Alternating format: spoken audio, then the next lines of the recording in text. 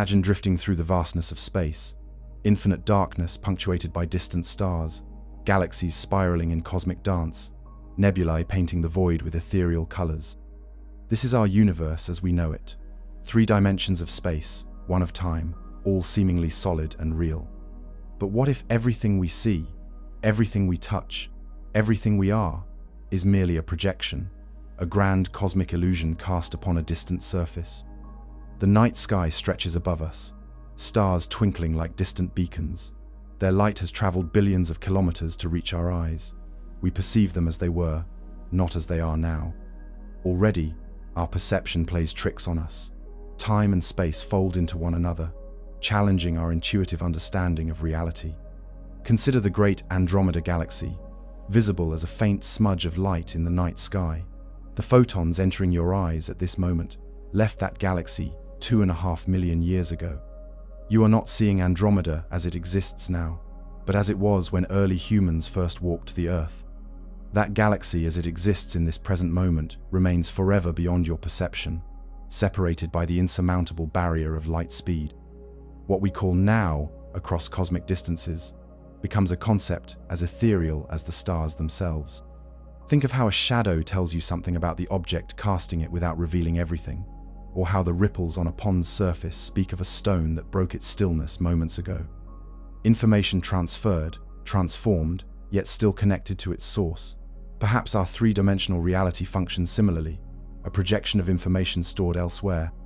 When light strikes water, it creates patterns that dance along the bottom of a pool, intricate networks of brightness and shadow that bear the signature of the water's surface.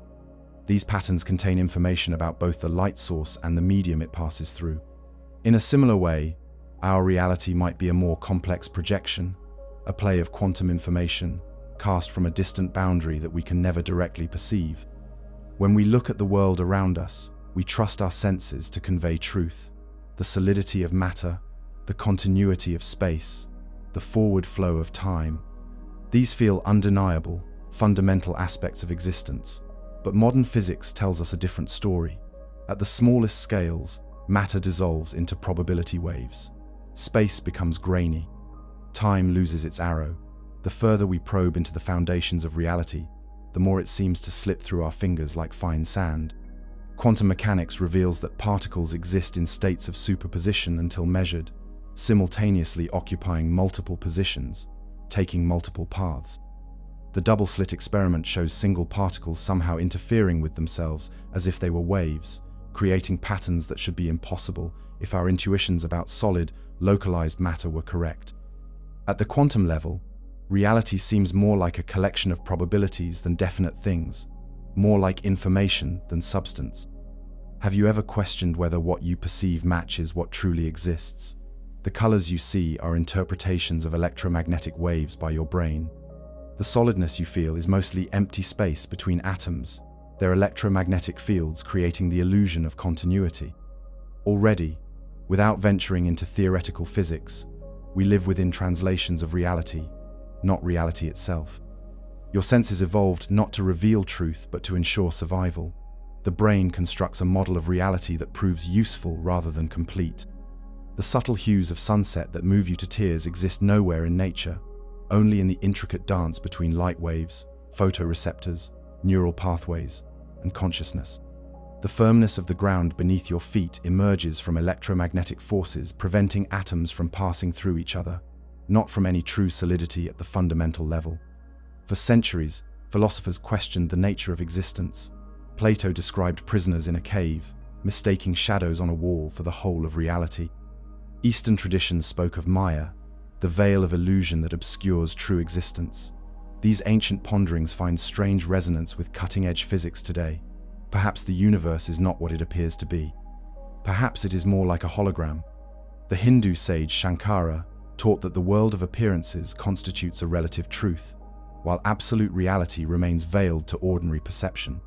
Indigenous knowledge systems worldwide speak of hidden connections between all things, of information flowing through invisible networks that bind together what appears separate. The Dogon people of Mali describe the universe as the weaving of primordial vibrations, patterns containing the information for all creation.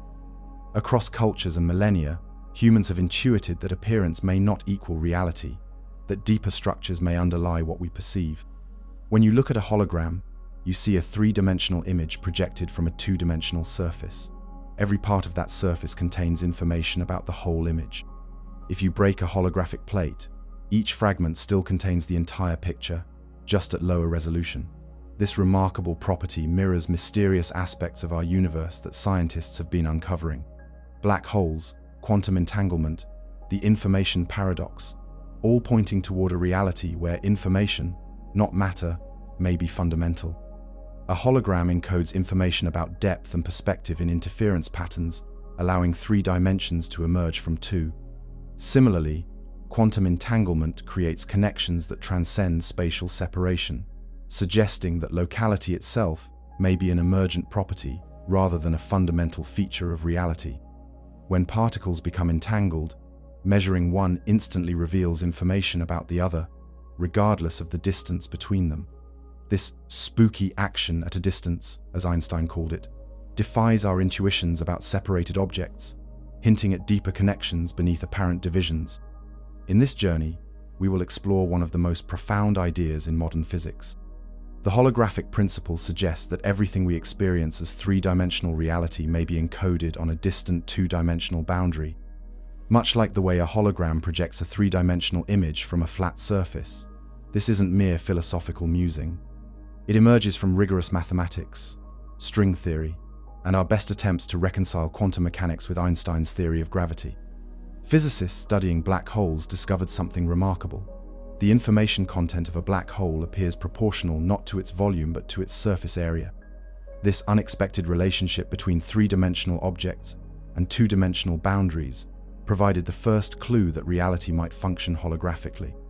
Later research revealed exact mathematical equivalences between certain gravitational theories in higher dimensions and quantum theories without gravity in lower dimensions, suggesting that our three-dimensional reality with gravity might emerge from a more fundamental two-dimensional reality without it. The implications challenge everything we think we know about space, time, and ourselves. If the universe is holographic, what does that mean for consciousness? For free will? For our place in the cosmos? These questions ripple outward from the mathematics, touching the shores of philosophy, spirituality, and what it means to be human. If three-dimensional space emerges from two-dimensional information, does that change the nature of causality? If the boundary encodes the entire history of a region, does that eliminate chance and choice, or merely recontextualize them? If our brains exist within emergent space, how does consciousness relate to the more fundamental boundary encoding? Does consciousness itself emerge holographically, distributed rather than localized? The holographic principle opens new avenues for exploring these age-old questions, connecting contemporary physics with perennial philosophical inquiries. As we drift through the cosmos in our minds, watching galaxies spiral and stars burst into supernovae, we must wonder, is this vast universe truly as we perceive it? Or are we witnessing a grand projection, a cosmic hologram encoding reality in ways our minds are only beginning to comprehend? The mathematics points towards something profound, something that reshapes our fundamental understanding of existence itself. Consider the possibility that every particle, every field, every interaction in nature emerges from patterns of quantum information encoded on a cosmic boundary. The electron orbiting an atom, the photon traveling from a distant star, the gravitational waves rippling through space-time from colliding black holes, all reconstructed like three-dimensional images from a two-dimensional holographic plate. The apparent separation between objects would emerge from more fundamental connection, with space itself representing a particular organization of information rather than an independent container for matter and energy.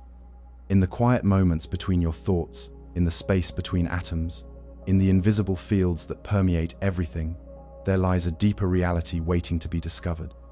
And the gateway to this understanding may be the holographic principle, a principle that asks us to reconsider the very nature of space and time, to question whether the universe is truly three-dimensional, or whether that third dimension is an emergent property of information stored on a distant cosmic horizon. When you close your eyes and imagine vast distances, when you contemplate the stars in their silent journey through the void, you participate in the creation of mental space, that exists nowhere, yet everywhere in your consciousness. Perhaps physical space functions similarly but collectively, emerging from the processing of quantum information encoded on boundaries. Perhaps what we call reality emerges like a shared dream from the holographic encoding of information, a dream made consistent through the mathematical laws of physics rather than the vagaries of individual imagination. Our journey begins here, at the boundary between what we think we know and what might actually be, between perception and reality, between the universe as we experience it and the universe as it truly exists. Let us venture together into this profound mystery, with open minds and a willingness to have our most basic assumptions challenged. For in questioning reality, we may find something far more wondrous than we ever imagined. As we embark on this exploration, remember that science itself represents an ever-evolving attempt to understand reality, not a final description of it. The holographic principle, however revolutionary, offers not an endpoint but a direction, not certainty but possibility. Together we will question, wonder, and contemplate what it might mean to live in a holographic universe, where depth emerges from surface, where separation masks connection, where space itself might be a projection from a more fundamental reality that lies forever beyond our direct perception, but not beyond our mathematical imagination. In a quiet laboratory filled with specialized equipment, a scientist prepares a demonstration. A laser beam shoots across the room, its coherent light splitting into two paths. One path bounces directly off a mirror toward a photographic plate. The other illuminates an object before reflecting toward the same plate. Where these beams meet, they create an interference pattern, not an image as we normally understand it, but a complex pattern of light and dark fringes. This pattern, captured on the photographic plate, appears meaningless to our eyes. Yet when later illuminated by another laser, something magical happens. A three-dimensional image appears, floating in space, viewable from different angles. This is a hologram. Unlike traditional photographs that capture only brightness and color, holograms record how light waves interfere with each other. This interference contains information about the distance and position of every point on the object. The entire three-dimensional structure becomes encoded in this seemingly random pattern. When we look at different parts of a hologram or view it from different angles, we see different perspectives of the original object, just as we would if the object were actually there. The principle behind this remarkable technology rests in the wave nature of light. When coherent light from a laser reflects off an object, each point on the object scatters light waves in all directions. These scattered waves carry precise information about that point in space. By capturing how these waves interfere with a reference beam, the holographic plate records not just intensity, but phase information, which encodes depth. This is fundamentally different from a conventional photograph, which captures only the intensity of light reaching the film or sensor, losing all information about the light waves themselves. Think of a pond with ripples spreading from two stones thrown at different locations. Where these ripples meet, they create a complex interference pattern of peaks and troughs. If you could instantly freeze the surface of the pond, that pattern would encode information about the original sources of the ripples. Holography works similarly, freezing the interference pattern of light waves. When reconstructed with another laser, this pattern recreates the original light field so completely that our eyes cannot distinguish it from the original object. Perhaps most remarkable is what happens when you cut a hologram in half. With a regular photograph, you get half the picture. With a hologram, each piece contains the whole image, just at lower resolution. Cut it again and again, each fragment still shows the entire object. The information is distributed throughout the holographic medium, not localized to specific regions. This property of holograms, where the whole is contained in each part, will prove crucial to understanding the holographic principle in physics. This non-local information storage occurs because each point on the holographic plate receives light from every point on the object. When the reference and object beams interfere at each point on the plate, they create a microscopic interference pattern that encodes information about the entire scene. Breaking the plate simply reduces the number of these interference points, lowering resolution but not eliminating parts of the image. This distributed information storage represents one of the most profound and counterintuitive aspects of holography, one that will resonate deeply when we explore the holographic principle in physics. The basic science of holography was discovered in 1947 by Hungarian physicist Denis Gabor, who later received the Nobel Prize for his work. But functional holograms only became possible after the invention of lasers in the 1960s, which provided the coherent light needed to create and view these interference patterns properly. Today, we find holograms on credit cards, currency, and security badges, but the true power of holography extends far beyond these practical applications. Gabor initially developed holography to improve electron microscopes, not to create visual displays. He realized that by recording the interference pattern between the electron wave scattered by an object and a reference electron wave, he could later reconstruct the original wavefront and potentially achieve better resolution.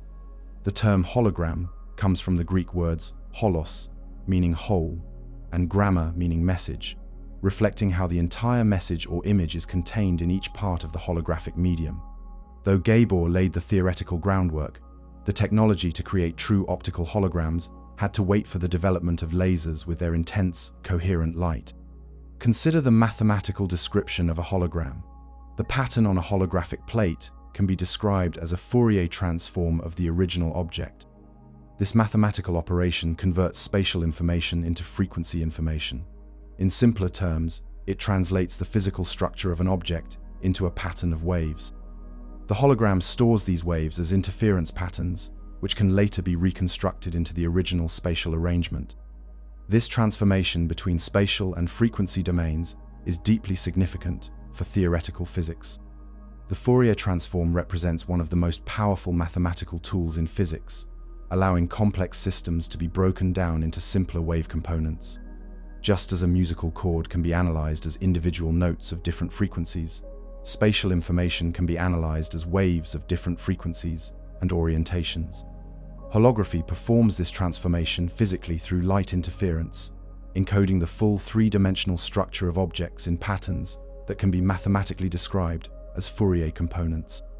This connection between physical space and frequency space provides a conceptual bridge to quantum physics, where particles can be described as both localized objects and extended waves. Holography demonstrates a profound concept. Information about a three-dimensional object can be completely stored on a two-dimensional surface. Nothing about the original object is lost.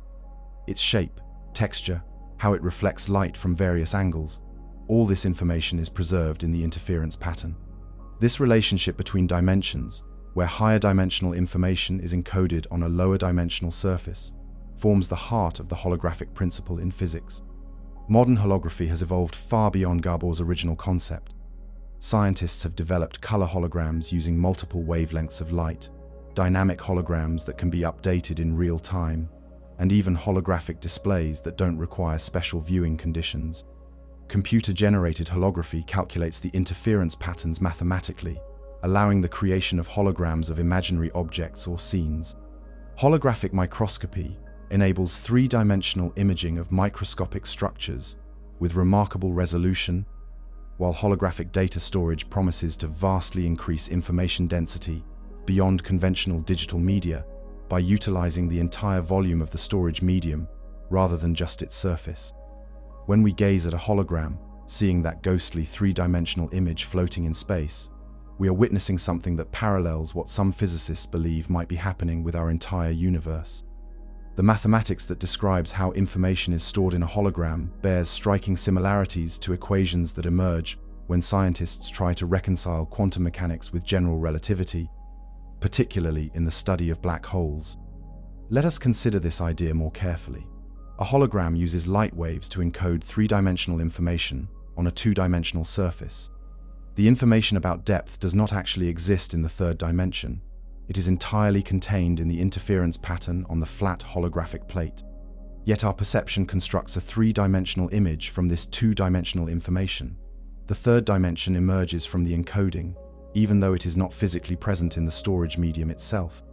The holographic principle in physics suggests something similar might be true of our universe. The three-dimensional reality we experience could be emergent from information stored on a two-dimensional boundary.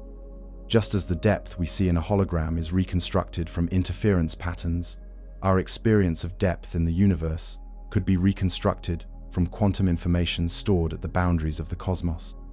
But this is not merely about visual perception.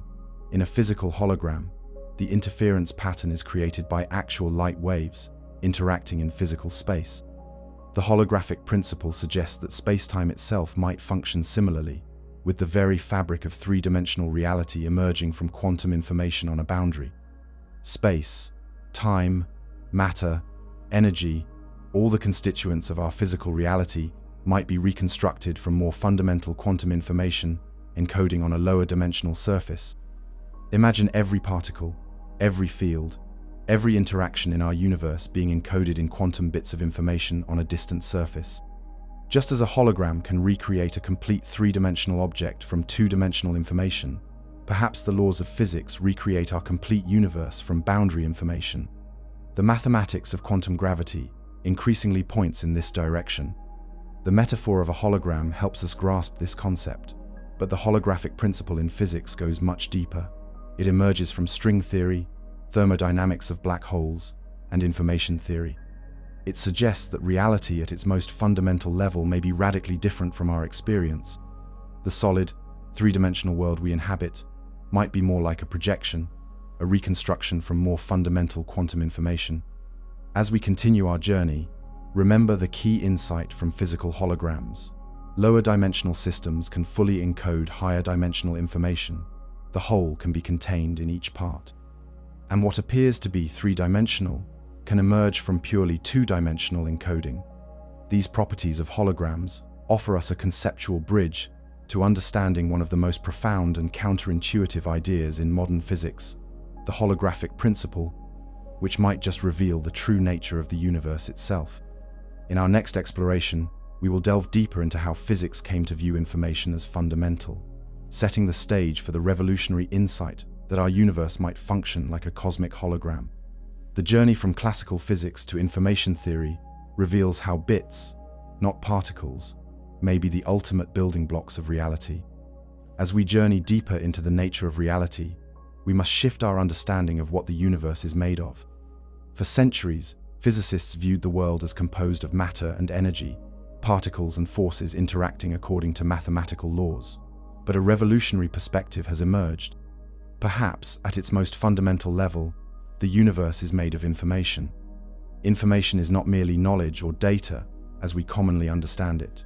In physics, information has a precise meaning. It represents the possible configurations or states a system can adopt. Every arrangement of particles, every distribution of energy, every pattern in nature can be described as information. When a physicist writes an equation describing how a system evolves, they are tracking how this information changes over time. Consider a simple system, like a single coin. It can exist in two possible states, heads or tails. The information content of this system is minimal, just one bit, representing which state the coin occupies. But as systems become more complex, their information content grows exponentially. A system of 10 coins has 2 to the power of 10, or 24 possible configurations. The air in a room contains trillions upon trillions of molecules, each with various possible positions and velocities, creating an unimaginably vast information space of possible configurations. Yet physics suggests that all these configurations evolve according to precise laws that govern how information transforms over time.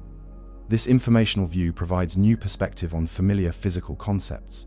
Temperature, for instance, relates to the average kinetic energy of molecules, but it can also be understood informationally. Higher temperature means more uncertainty about the exact state of each molecule, more microstates corresponding to the same macrostate, and thus higher entropy or information content. The second law of thermodynamics, which states that entropy tends to increase in closed systems, can be reframed as a statement about information spreading into more possible configurations rather than concentrating in fewer. In the 1940s, an American mathematician and engineer named Claude Shannon developed a mathematical theory of information. Working at Bell Laboratories during World War II, Shannon was concerned with practical problems of communication. How much information could be transmitted through a channel? How could messages be encoded efficiently? How could noise be overcome? His insights transformed not only telecommunications but eventually our understanding of fundamental physics. Shannon approached these questions with remarkable clarity and precision. He realized that communication essentially involves selecting messages from a set of possible messages. The amount of information transmitted depends on how many possibilities exist and how probable each one is.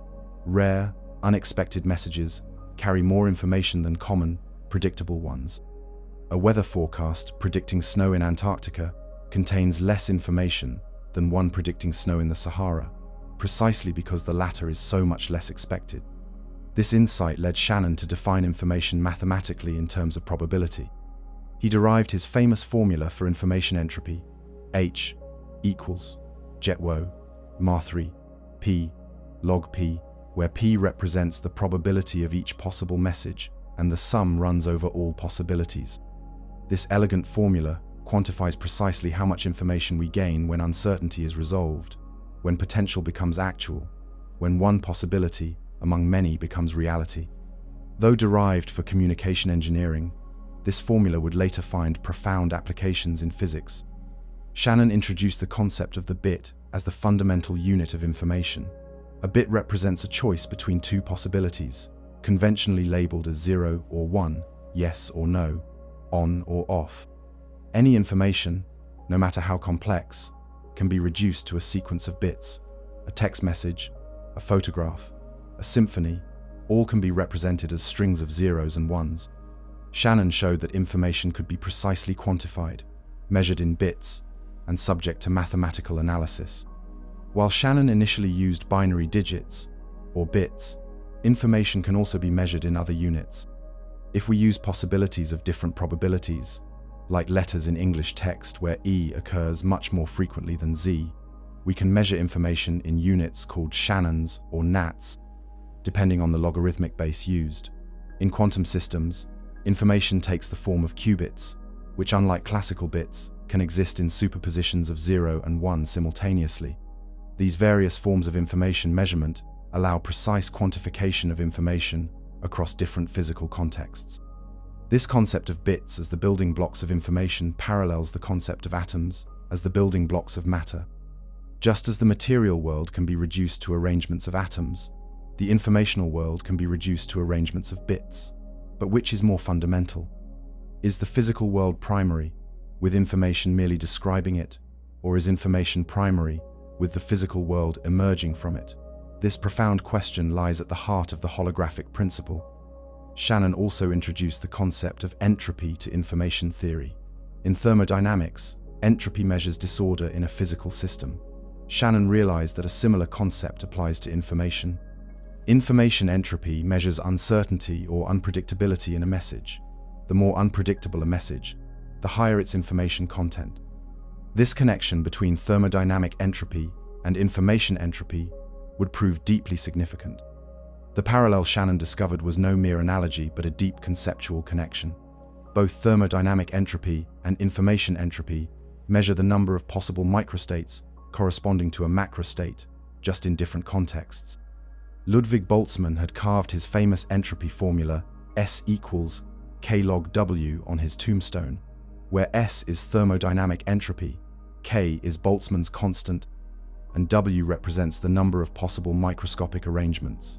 Shannon's formula has essentially the same mathematical structure, differing only in the constant and the specific interpretation of the variables.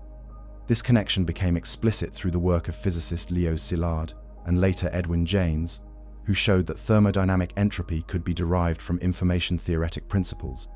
From this perspective, thermodynamic entropy represents missing information about the exact microstate of a system when we know only its macroscopic properties like temperature and pressure. Heat flows from hot to cold, not because of some mysterious force, but because there are many more possible microstates corresponding to an even distribution of energy than to a concentrated one. Nature evolves towards states of higher probability, which means higher entropy, which means greater spreading of information across possibilities. In the 1960s, physicist Rolf Landauer at IBM made a crucial discovery. He proved that erasing information requires energy and produces heat. Information processing has unavoidable physical consequences. The statement, "information is physical," became a foundational principle. The bridge between information and physics grew stronger. Information was not just an abstract description of physical reality, it was an intrinsic part of that reality. Landauer's principle establishes a fundamental energy cost for erasing one bit of information, kT ln2, where K is Boltzmann's constant and T is temperature. This tiny amount of energy, about 10 to the power of negative 21 joules at room temperature, represents a theoretical minimum. Real computers dissipate far more energy per bit operation due to practical inefficiencies, but Landauer's limit represents an absolute floor that cannot be surpassed. Information has physical reality, and manipulating it requires real physical resources. This principle resolved a long-standing puzzle known as Maxwell's demon. In the 19th century, James Clerk Maxwell proposed a thought experiment where a tiny intelligent being could seemingly violate the second law of thermodynamics by selectively allowing faster molecules to pass through a gate in one direction and slower ones in the other, creating a temperature difference without expending energy. Landauer showed that the demon would need to erase information during its operation, and this erasure would generate enough entropy to compensate for the entropy decrease it created, preserving the second law. Information and physics were revealed as intimately connected. Meanwhile, quantum mechanics was revealing its own deep connections to information. The quantum state of a particle cannot be precisely known. Quantum uncertainty introduces fundamental limits to what can be measured or predicted. Quantum systems exist in superpositions of multiple states until observed. The mathematics of quantum mechanics deals with probabilities and wave functions, which can be viewed as encoding information about possible measurement outcomes. Quantum mechanics differs fundamentally from classical mechanics in its treatment of information. In classical physics, we can, in principle, know the exact state of a system, limited only by practical measurement precision. In quantum physics, uncertainty is intrinsic. The wave function describing a quantum system encodes probabilities for various measurement outcomes, but the act of measurement itself changes the system, collapsing possibilities into actualities. Information in quantum systems behaves quite differently from classical information, leading to the new field of quantum information theory. This quantum view of information leads to remarkable phenomena with no classical counterparts. Quantum bits or qubits can exist in superpositions, representing both 0 and 1 simultaneously until measured. Quantum systems can be prepared in states where measuring one part instantly reveals information about distant parts, a phenomenon known as entanglement. Quantum information cannot be perfectly copied, a restriction known as the no-cloning theorem. These unique properties of quantum information enable potentially powerful technologies like quantum computers and quantum cryptography, while also providing new perspectives on the fundamental nature of reality. Quantum entanglement further strengthened the connection between information and physics. When particles become entangled, their properties become correlated regardless of the distance separating them. Measuring one immediately reveals information about the other. This phenomenon, which Einstein famously called spooky action at a distance, suggests information in quantum systems transcends ordinary spatial limitations. The nature of entanglement reveals something profound about the structure of physical reality. When two particles become entangled, they must be described by a single quantum state, even if they later separate by vast distances. This state cannot be factored into separate states for each particle. The information contained in this entangled state is not localized to either particle, but exists in the relationship between them.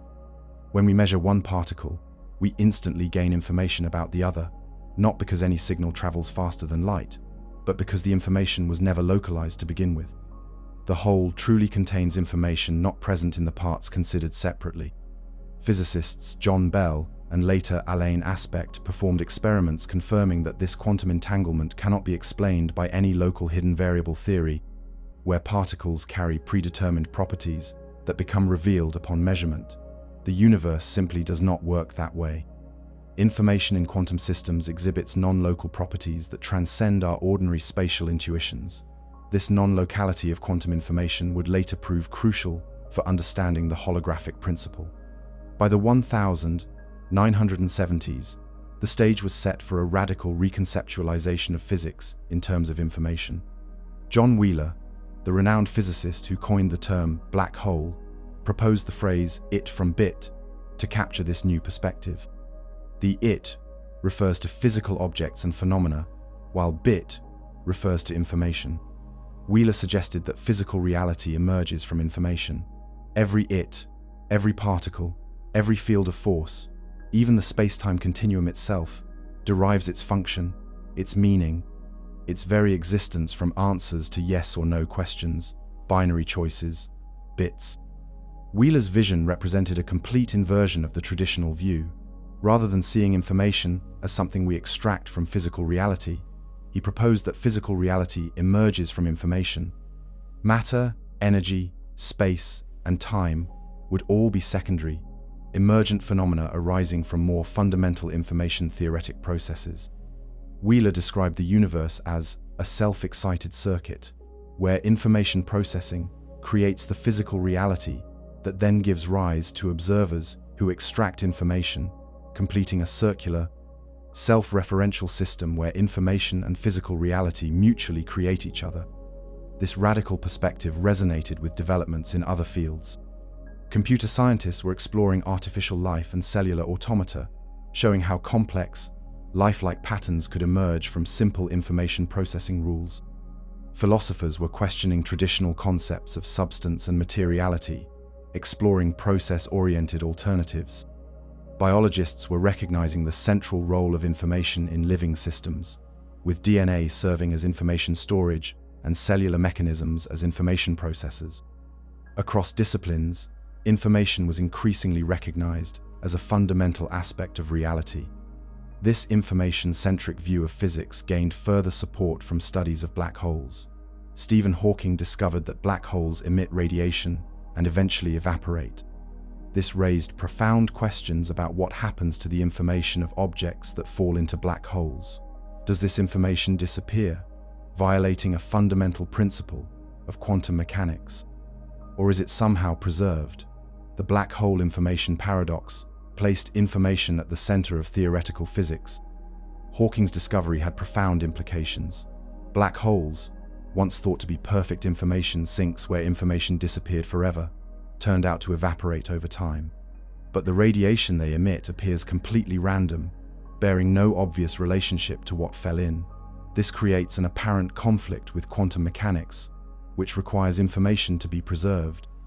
If a physical system evolves according to quantum mechanical laws, its present state should in principle determine its future states and retain information about its past states. The apparent destruction of information by black holes threatens this fundamental principle. The paradox deepened as theoretical work showed other concerning implications.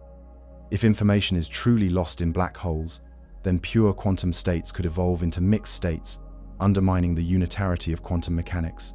This would violate energy conservation and other basic principles. Yet retaining information seemed to require either faster-than-light signaling out of the black hole, or the existence of remnants containing vast amounts of information in tiny volumes, each possibility creating new theoretical problems. The information paradox became a crucial test case for any theory claiming to unify quantum mechanics and gravity. Jacob Bekenstein, working on black hole thermodynamics, discovered that a black hole's entropy is proportional to its surface area, not its volume as might be expected. This unexpected relationship between a three-dimensional object and its two-dimensional boundary hinted at something profound. Perhaps information in our universe is not stored in volumes of space, but on surfaces. Perhaps the three-dimensional world is emergent from two-dimensional information, like a hologram. Bekenstein's insight came from considering the entropy of matter falling into a black hole. The second law of thermodynamics requires that total entropy never decreases. Since matter-carrying entropy disappears behind the event horizon, the black hole itself must gain entropy to compensate. By carefully analyzing thought experiments involving lowering boxes of matter into black holes, Bekenstein derived his famous formula. The entropy of a black hole equals 1/4 of its event horizon area measured in Planck units. This area law for entropy would become the seed of the holographic principle. This result was deeply counterintuitive. In ordinary systems, entropy scales with volume, not area. A cup of hot water has twice the entropy of half a cup at the same temperature. This volume scaling reflects the fact that microstates correspond to different possible arrangements of molecules throughout the volume, but black holes behave differently. Their entropy scales with the area of their event horizons, suggesting that their microscopic degrees of freedom somehow reside on this two-dimensional boundary rather than in the three-dimensional interior. This area law would later inspire the holographic principle. As we connect these threads, a remarkable tapestry emerges. Shannon's information theory, quantum mechanics, black hole thermodynamics, all pointing toward information as the foundation of reality. The mathematics increasingly suggest that the three-dimensional universe we experience might be encoded on a two-dimensional boundary. The holographic principle was taking shape. This convergence of ideas from different domains suggests something fundamental about the nature of reality. If both communication engineering and black hole physics point to similar relationships between information and entropy, perhaps these aren't merely analogies, but reflections of deeper principles. If quantum entanglement shows that information transcends spatial locality, perhaps space itself emerges from more fundamental information structures. If physical processes like computation require energy, perhaps energy itself represents a manifestation of information transformation. These connections hint at information as a unifying concept underlying diverse physical phenomena. When we look at the night sky, we see stars and galaxies distributed throughout the vastness of space. But perhaps this three-dimensional cosmos is a projection, an emergence from quantum information encoded on a distant surface. Perhaps, like a hologram, our universe reconstructs three-dimensional reality from two-dimensional information. The stars appear to occupy distinct locations in three-dimensional space, separated by vast cosmological distances. Galaxies cluster and distribute themselves throughout an expanding universe. Yet the holographic principle suggests that all the information defining these objects and their relationships might be encoded on a lower dimensional boundary.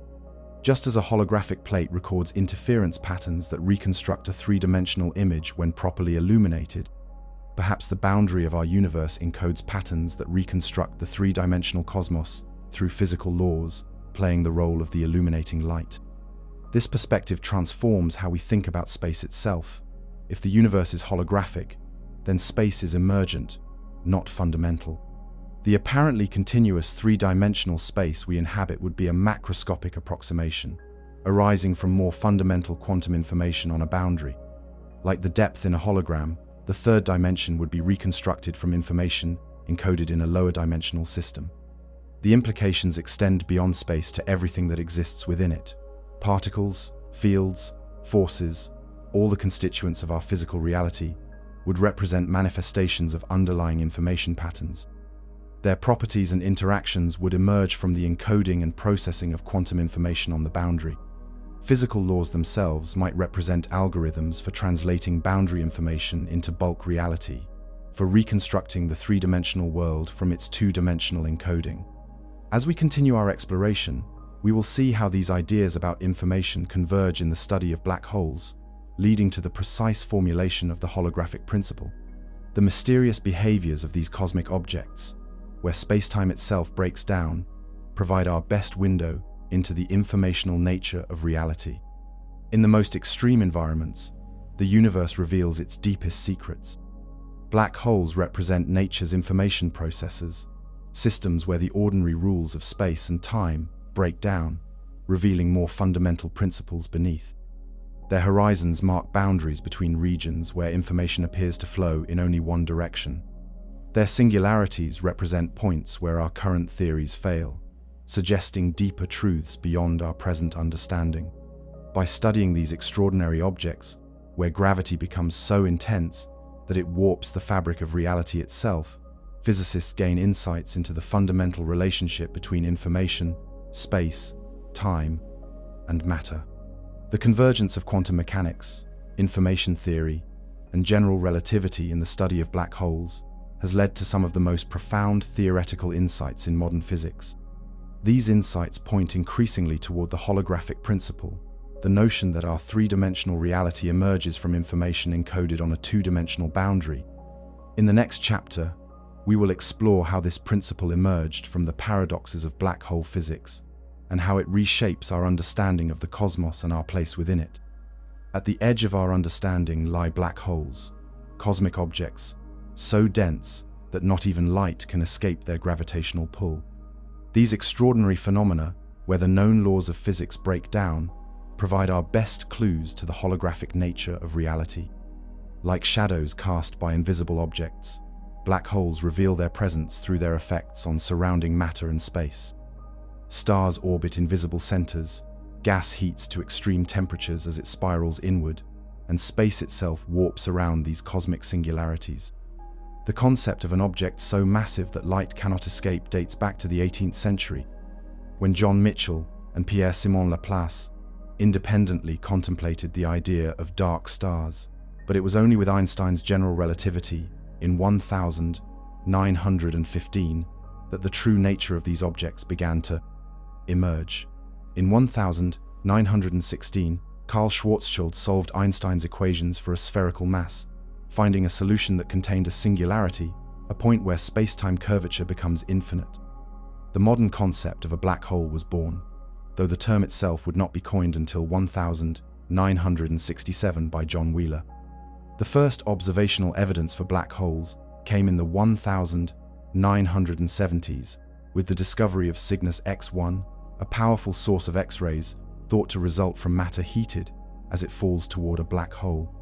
More recently, the Event Horizon Telescope captured the first direct image of a black hole's shadow in 2019, and gravitational wave detectors have observed the ripples in space-time created when black holes collide. These observations confirm that black holes are not merely theoretical constructs, but real cosmic objects with measurable properties. The boundary of a black hole, called the event horizon, represents a point of no return. Cross this threshold, and you can never escape. The event horizon is not a physical surface, but a boundary in space-time. From the perspective of an outside observer, time appears to slow to a standstill at the event horizon. A clock falling into a black hole would tick ever more slowly, its light becoming increasingly redshifted, fading from view but never quite disappearing completely. This time dilation represents one of the most profound aspects of black hole physics. An observer falling into a black hole would experience time normally, crossing the event horizon without noticing any particular boundary. But to a distant observer watching this fall, the infalling person would appear to slow down, eventually freezing at the horizon, their image growing dimmer and redder, but never completely vanishing. This discrepancy between perspectives highlights how black holes warp not just space but time itself, challenging our intuitive understanding of reality. The mathematics of black holes reveals something even stranger. Inside the event horizon, the roles of space and time reverse. The dimension pointing toward the singularity becomes time-like, meaning that falling toward the center becomes as inevitable as moving forward in time. All paths lead inexorably to the singularity, where current physics predicts infinite density and the breakdown of known physical laws. This prediction of infinities suggests that general relativity itself breaks down, requiring a quantum theory of gravity to resolve the singularity problem. Until the 1970s, physicists believed black holes were relatively simple objects, completely described by just three parameters: mass, electric charge, and angular momentum. All other information about whatever fell in was thought to be lost forever. John Wheeler captured this idea in the phrase, "Black holes have no hair," meaning they lack distinguishing features beyond these basic parameters. This simplicity made black holes mathematically elegant but raised profound questions about the fate of information. The no-hair theorem simplified black hole physics tremendously. A black hole formed from a collapsing star would be indistinguishable from one formed from collapsing dust, provided they had the same mass, charge, and spin. The complex details of the collapsing matter, its composition, structure, and history, would seemingly vanish, leaving only these three parameters. The erasure of such details contradicted a fundamental principle of quantum mechanics, that information cannot be destroyed, setting the stage for one of the most profound paradoxes in theoretical physics. In 1974, Stephen Hawking made a revolutionary discovery that would eventually lead to the holographic principle. Applying quantum field theory to the space around black holes, he found that black holes are not entirely black. They emit radiation, now called Hawking radiation, and slowly evaporate over time. This radiation comes from quantum fluctuations near the event horizon, where virtual particle pairs briefly pop into existence. When one particle falls into the black hole and the other escapes, the escaping particle becomes real radiation detectable by distant observers. Hawking's insight came from combining quantum field theory with general relativity, despite the lack of a complete theory of quantum gravity. He recognized that the vacuum of space is not truly empty, but seething with virtual particles that appear and disappear in accordance with Heisenberg's uncertainty principle. Near a black hole's event horizon, these virtual pairs can be separated, with one falling in and the other escaping as real radiation. This process gradually reduces the black hole's mass, causing it to shrink and eventually disappear completely. But Hawking radiation appeared completely random, carrying no information about what had fallen into the black hole. This created a profound paradox. According to quantum mechanics, information cannot be destroyed. The complete description of a physical system at one time should determine its state at any future time. Yet black holes seem to destroy information, converting ordered matter and energy into completely random radiation. The randomness of Hawking radiation results from its thermal nature. Hawking showed that black holes radiate exactly like a perfect black body, characterized solely by temperature. A black body spectrum contains no specific information about the radiating object other than its temperature. This thermal quality of Hawking radiation appeared to confirm that black holes indeed destroy information, erasing all details of what fell in except mass, charge, and angular momentum, which determine the radiation temperature. If black holes eventually evaporate completely, what happens to all the information they once contained? Does this information simply vanish from the universe? Such information loss would violate fundamental principles of quantum mechanics. This conflict between general relativity, which governs black holes, and quantum mechanics, which forbids information destruction, became known as the black hole information paradox. The paradox challenged physicists' understanding of fundamental reality. If information truly disappeared in black holes, quantum mechanics would need radical revision. If information somehow emerged in the radiation, contrary to Hawking's initial calculation, then general relativity might require modification.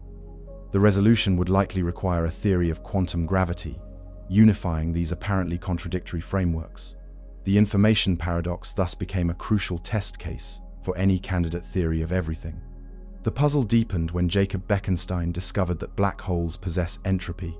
Entropy measures the number of possible microscopic arrangements that yield the same macroscopic state.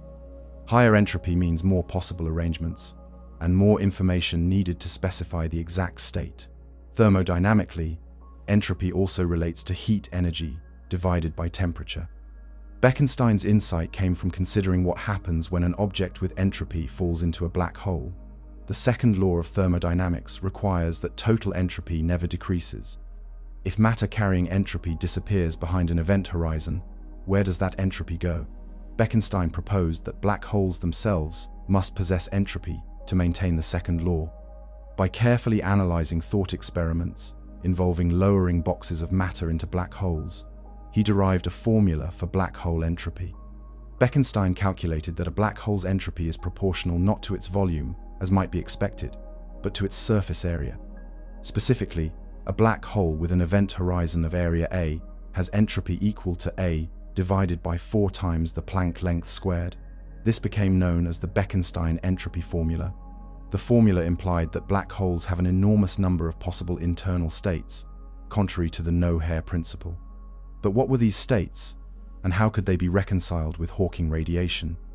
The Planck length, approximately 10 to the power of negative 35 meters, represents the scale at which quantum effects of gravity become significant. The appearance of this fundamental constant in the entropy formula suggested deep connections between black hole thermodynamics, quantum mechanics, and gravity. The entropy of a black hole would be vast, with each Planck-sized area on the horizon contributing 1 bit of information. A black hole the mass of the Sun would have entropy of about 10 to the power of 77 bits, far exceeding the entropy of the original star. Hawking initially disagreed with Bekenstein, but eventually confirmed his calculations and developed them further. Together, their work established black hole thermodynamics, treating black holes as systems that obey the laws of thermodynamics. Hawking radiation provides the temperature proportional to the surface gravity at the event horizon. For a black hole, this temperature is inversely proportional to its mass. Smaller black holes are hotter and evaporate faster.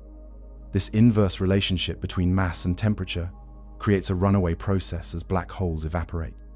As a black hole loses mass through radiation, it becomes hotter, radiating more intensely and losing mass more quickly. The process accelerates until the black hole approaches the Planck scale, where unknown quantum gravitational effects take over. A black hole the mass of the Sun would take an unimaginably long time to evaporate, about 10 to the power of 67 years, far exceeding the current age of the universe. But smaller primordial black holes, potentially formed in the early universe, might be completing their evaporation now, producing bursts of high-energy radiation. The Bekenstein-Hawking entropy formula established a profound connection. The maximum information content of a region of space might be proportional not to its volume, but to the area of its boundary. This area law for entropy became the seed of the holographic principle. It suggested that all the information contained within a volume might be encoded on its boundary surface, like a hologram. This area versus volume relationship contradicts our intuition about information storage. Conventional systems, like a book or a computer hard drive, store information throughout their volume. Double the volume, and you can store approximately twice as much information. But black hole entropy scales with area rather than volume, suggesting that information in gravitational systems behaves differently. The maximum information content of any region would be limited not by how much you can pack into the volume, but by how much can be encoded on the boundary. For decades, the black hole information paradox remained unresolved. Did information truly vanish when objects fell into black holes, contradicting quantum mechanics? Or was the information somehow preserved in the Hawking radiation, despite appearing random? If so, how could all the complex information about infalling matter be encoded in the radiation? Hawking initially believed that information was truly lost, requiring a modification of quantum mechanics to allow for non-unitary evolution, where pure states evolve into mixed states. This position sparked intense debate, with many physicists reluctant to abandon the unitarity of quantum mechanics. John Preskill took the opposite view, arguing that information must somehow be preserved, though the mechanism remained unclear. In 1997, Hawking and Kip Thorne made a famous bet with Preskill about information loss in black holes, a bet that Hawking would eventually concede in 2004. Gradually, theoretical insights from string theory and quantum gravity began to suggest solutions. In the 1990s, Leonard Susskind, Gerard T. Hooft, and others proposed that information is not lost but encoded on the black hole horizon. The horizon acts like a holographic plate, storing all information about what falls in. This information is eventually released, highly scrambled but not truly lost, in the Hawking radiation as the black hole evaporates. The holographic solution proposed that information is neither lost nor duplicated, but rather transferred from infalling matter to the horizon and then to the outgoing radiation through subtle quantum correlations. These correlations would be extremely complex and practically impossible to decode, making the radiation appear random to most measurements. Yet in principle, with sufficiently precise knowledge of the radiation, one could reconstruct the original information, preserving quantum mechanical unitarity. This holographic encoding of information requires that the event horizon contains 1 bit of information per Planck area, the smallest meaningful area in quantum gravity. The total number of bits equals the Bekenstein-Hawking entropy. These bits represent quantum mechanical degrees of freedom, the possible states of the microscopic constituents of the black hole horizon. The nature of these horizon degrees of freedom remains an active area of research. Various proposals include strings from string theory, loops from loop quantum gravity, or more abstract quantum entanglement structures. Whatever their precise nature, these degrees of freedom would encode all information about matter that formed or fell into the black hole. The horizon would function as a kind of quantum memory, storing information until its gradual release through Hawking radiation. The mathematics revealed something remarkable. The maximum information content of any region of space is limited by the area of its boundary, not its volume. This bound is called the holographic bound. It suggests that physical processes in three-dimensional space can be completely described by theories operating on the two-dimensional boundary of that space. The third dimension may be emergent, reconstructed from boundary information, like the depth in a hologram. This holographic bound can be understood through a thought experiment. Consider attempting to build a computer with maximum information density in a spherical region of space. Eventually, adding more information would require adding more energy, increasing the system's mass. At some point, the system would contain so much mass that it would collapse into a black hole. The maximum information content would then be limited by the black hole's entropy, which scales with the area of its horizon rather than its volume. This thought experiment, explored by Gerard Hooft and Leonard Susskind, suggests a fundamental limit to information density in any region of space, a limit proportional to the region's boundary area rather than its volume. The implications extend beyond black holes to the entire universe. If the holographic principle applies universally, then the information content of any region of our universe might be encoded on its boundary. Our apparently three-dimensional reality might be a reconstruction from quantum information on a two-dimensional surface. The universe itself might be a kind of cosmic hologram. The universe differs from a black hole in important ways, having no obvious boundary or horizon that would serve as the holographic surface. Various proposals include cosmic horizons, such as the cosmological horizon beyond which we cannot see due to the universe's expansion, or the boundary of space-time at time like infinity. Each proposal faces challenges in precisely formulating how holography would work on a cosmological scale, but the general principle that three-dimensional physics emerges from two-dimensional information might still apply universally. String theory calculations in the late 1990s provided strong evidence for this view. Juan Maldacena discovered a precise mathematical equivalence between gravity in a particular curved spacetime and a quantum field theory operating on the boundary of that spacetime. This correspondence, known as ADS-CFT, gave concrete form to the holographic principle. A theory with gravity in the higher dimensional bulk was exactly equivalent to a theory without gravity on the lower dimensional boundary. Maldacena's work focused on anti-de Sitter space, a spacetime with negative cosmological constant that differs from our universe, which appears to have a small positive cosmological constant. Nevertheless, the ADS-CFT correspondence provided the first precise mathematical implementation of the holographic principle, demonstrating exactly how a gravitational theory in higher dimensions could be completely equivalent to a non-gravitational theory in lower dimensions. This discovery revolutionized theoretical physics, providing new tools for understanding strongly coupled quantum systems and suggesting deep connections between quantum information, thermodynamics, and gravity. The black hole information paradox remains an active area of research, with recent breakthroughs suggesting increasingly sophisticated holographic solutions. In the past decade, new approaches involving quantum error correction, tensor networks, and quantum complexity have illuminated aspects of the holographic encoding and decoding process. The entanglement structure of quantum fields has been shown to correspond to geometric structures in the bulk spacetime, providing a mechanism for how boundary information reconstructs bulk geometry. These developments suggest that entanglement may serve as the glue that reconstructs spacetime from boundary information. Regions in the bulk are connected because the corresponding degrees of freedom in the boundary theory are entangled. This perspective transforms our understanding of spacetime itself, suggesting that quantum entanglement, previously viewed as a peculiar feature of quantum mechanics, may lie at the heart of what we experience as space. The holographic principle thus not only resolves the information paradox, but potentially explains the very nature of space as emergent rather than fundamental. The study of black hole entropy and information has led us to question the fundamental nature of space itself. Perhaps space is not basic but emergent, a holographic reconstruction from more fundamental quantum information. This possibility connects to other approaches to quantum gravity, including loop quantum gravity and causal set theory, which also suggests that continuous space emerges from more fundamental discrete structures at the Planck scale. As we improve our observational capabilities, we might one day detect signatures of the discrete, holographic nature of spacetime.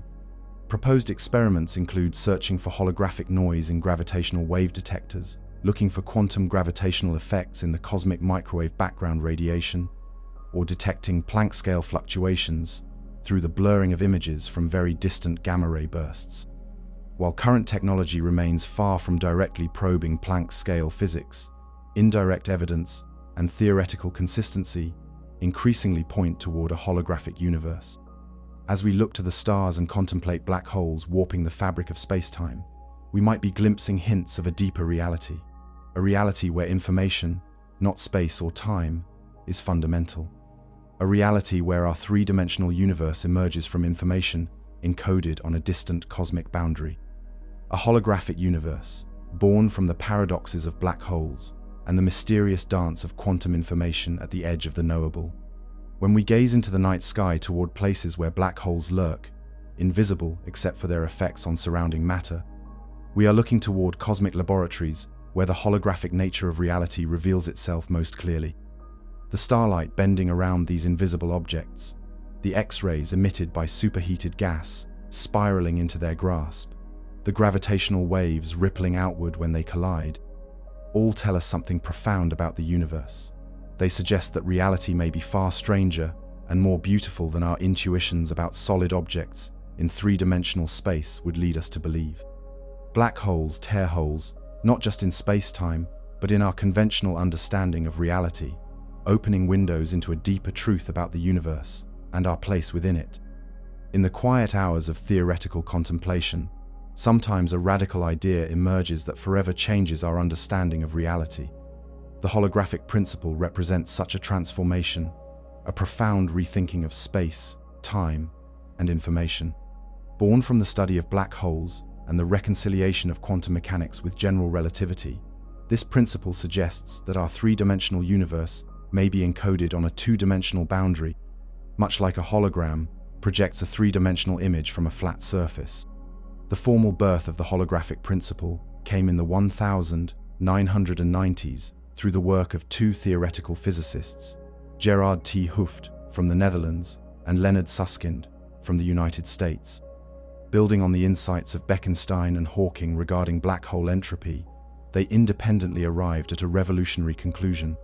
The information content of any region of space is fundamentally limited, not by its volume, but by its surface area. This limitation suggests that the universe operates like a cosmic hologram. To understand their insight, let us return to black holes. The Bekenstein-Hawking entropy formula tells us that a black hole's entropy is proportional to the area of its event horizon, divided by 4 times the Planck length squared. This entropy represents the number of possible microscopic states the black hole can have while appearing macroscopically identical. It effectively measures the information needed to completely describe the black hole. But here lies a puzzle. If we consider a spherical region of space and fill it with matter until it collapses into a black hole, something strange happens to the entropy. Ordinary matter and energy have entropy roughly proportional to their volume. More stuff means more possible arrangements and more entropy. However, once enough matter concentrates to form a black hole, the entropy becomes proportional to the surface area. The black hole, representing the maximum possible entropy or information content for that region, is limited by its boundary, not its interior volume. In 1993, T. Hooft proposed what this might mean. The number of degrees of freedom in a bounded region of space is proportional to the area of the boundary, not the volume of the region. In other words, the maximum information content of any region is determined by how many bits can be stored on its boundary, with 1 bit per Planck area, the smallest meaningful area in quantum physics. This became known as the holographic bound. Susskind expanded on this idea in 1995, formulating what we now call the holographic principle. He proposed that not only is information bounded by surface area, but all the information contained within a volume might be precisely encoded on its boundary. The three-dimensional physics inside would be completely described by a two-dimensional theory on the boundary. Just as a hologram stores all information about a three-dimensional object on a two-dimensional plate, the boundary of a region might store all information about its contents. This represents a radical departure from our intuition about space. Conventionally, we expect the number of degrees of freedom in a region to scale with its volume. More space means more places to put things, more possible configurations. more information. The holographic principle challenges this, suggesting that information scales with boundary area instead. The three-dimensional world we experience would be emergent, reconstructed from more fundamental information on a two-dimensional boundary. To grasp the magnitude of this shift, consider a thought experiment. Imagine a spherical region of space, 1 light-year in diameter. The volume of this sphere is enormous, approximately 33 trillion cubic kilometers. If information scaled with volume, this region could contain an unimaginably vast amount of information. But the holographic principle tells us that the maximum information content scales with the surface area of the sphere, which is much smaller. This means that there must be redundancy in the volume, that not all apparent degrees of freedom are independent. Space itself must contain hidden constraints, correlations that limit its information density. These correlations suggest that the continuous three-dimensional space we experience is not fundamental but emergent.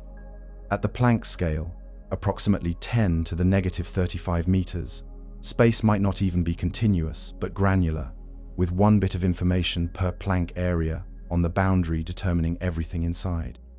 This granularity would be far too small to detect directly, but its mathematical implications reshape our understanding of reality. The holographic principle derived from attempts to reconcile quantum mechanics with general relativity, particularly in the context of black holes. Quantum mechanics, governing the behavior of particles and fields, treats information in a specific way. Information is conserved, meaning it cannot be created or destroyed, only transformed. The state of a quantum system evolves deterministically according to the Schrödinger equation. Given the complete quantum state at one time, the future states are determined. General relativity, on the other hand, describes gravity as the curvature of spacetime caused by mass and energy. Black holes represent extreme warping of spacetime, where this curvature becomes so intense that not even light can escape beyond the event horizon. According to classical general relativity, anything falling into a black hole is completely lost to the outside universe, its information seemingly destroyed. This apparent destruction of information created a profound conflict between quantum mechanics and general relativity. Quantum mechanics insists that information must be preserved, while general relativity suggests that black holes can destroy it. The holographic principle emerged as a potential resolution to this conflict, suggesting that information is not truly lost but encoded on the black hole horizon, eventually released through Hawking radiation as the black hole evaporates. The encoding of information on horizons relates to another key concept in quantum gravity, the Planck scale.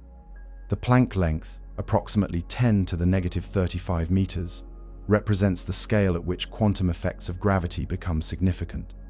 It is constructed from the fundamental constants of nature, combining Planck's constant from quantum mechanics, the gravitational constant from general relativity, and the speed of light from special relativity. This extraordinarily small length may represent the fundamental granularity of spacetime itself. At the Planck scale, spacetime may not be continuous but discrete, composed of indivisible units analogous to pixels in a digital image. These Planck pixels would each carry 1 bit of information. The holographic principle suggests that these information bits reside not throughout space, but on boundaries, with the three-dimensional world reconstructed from this boundary information.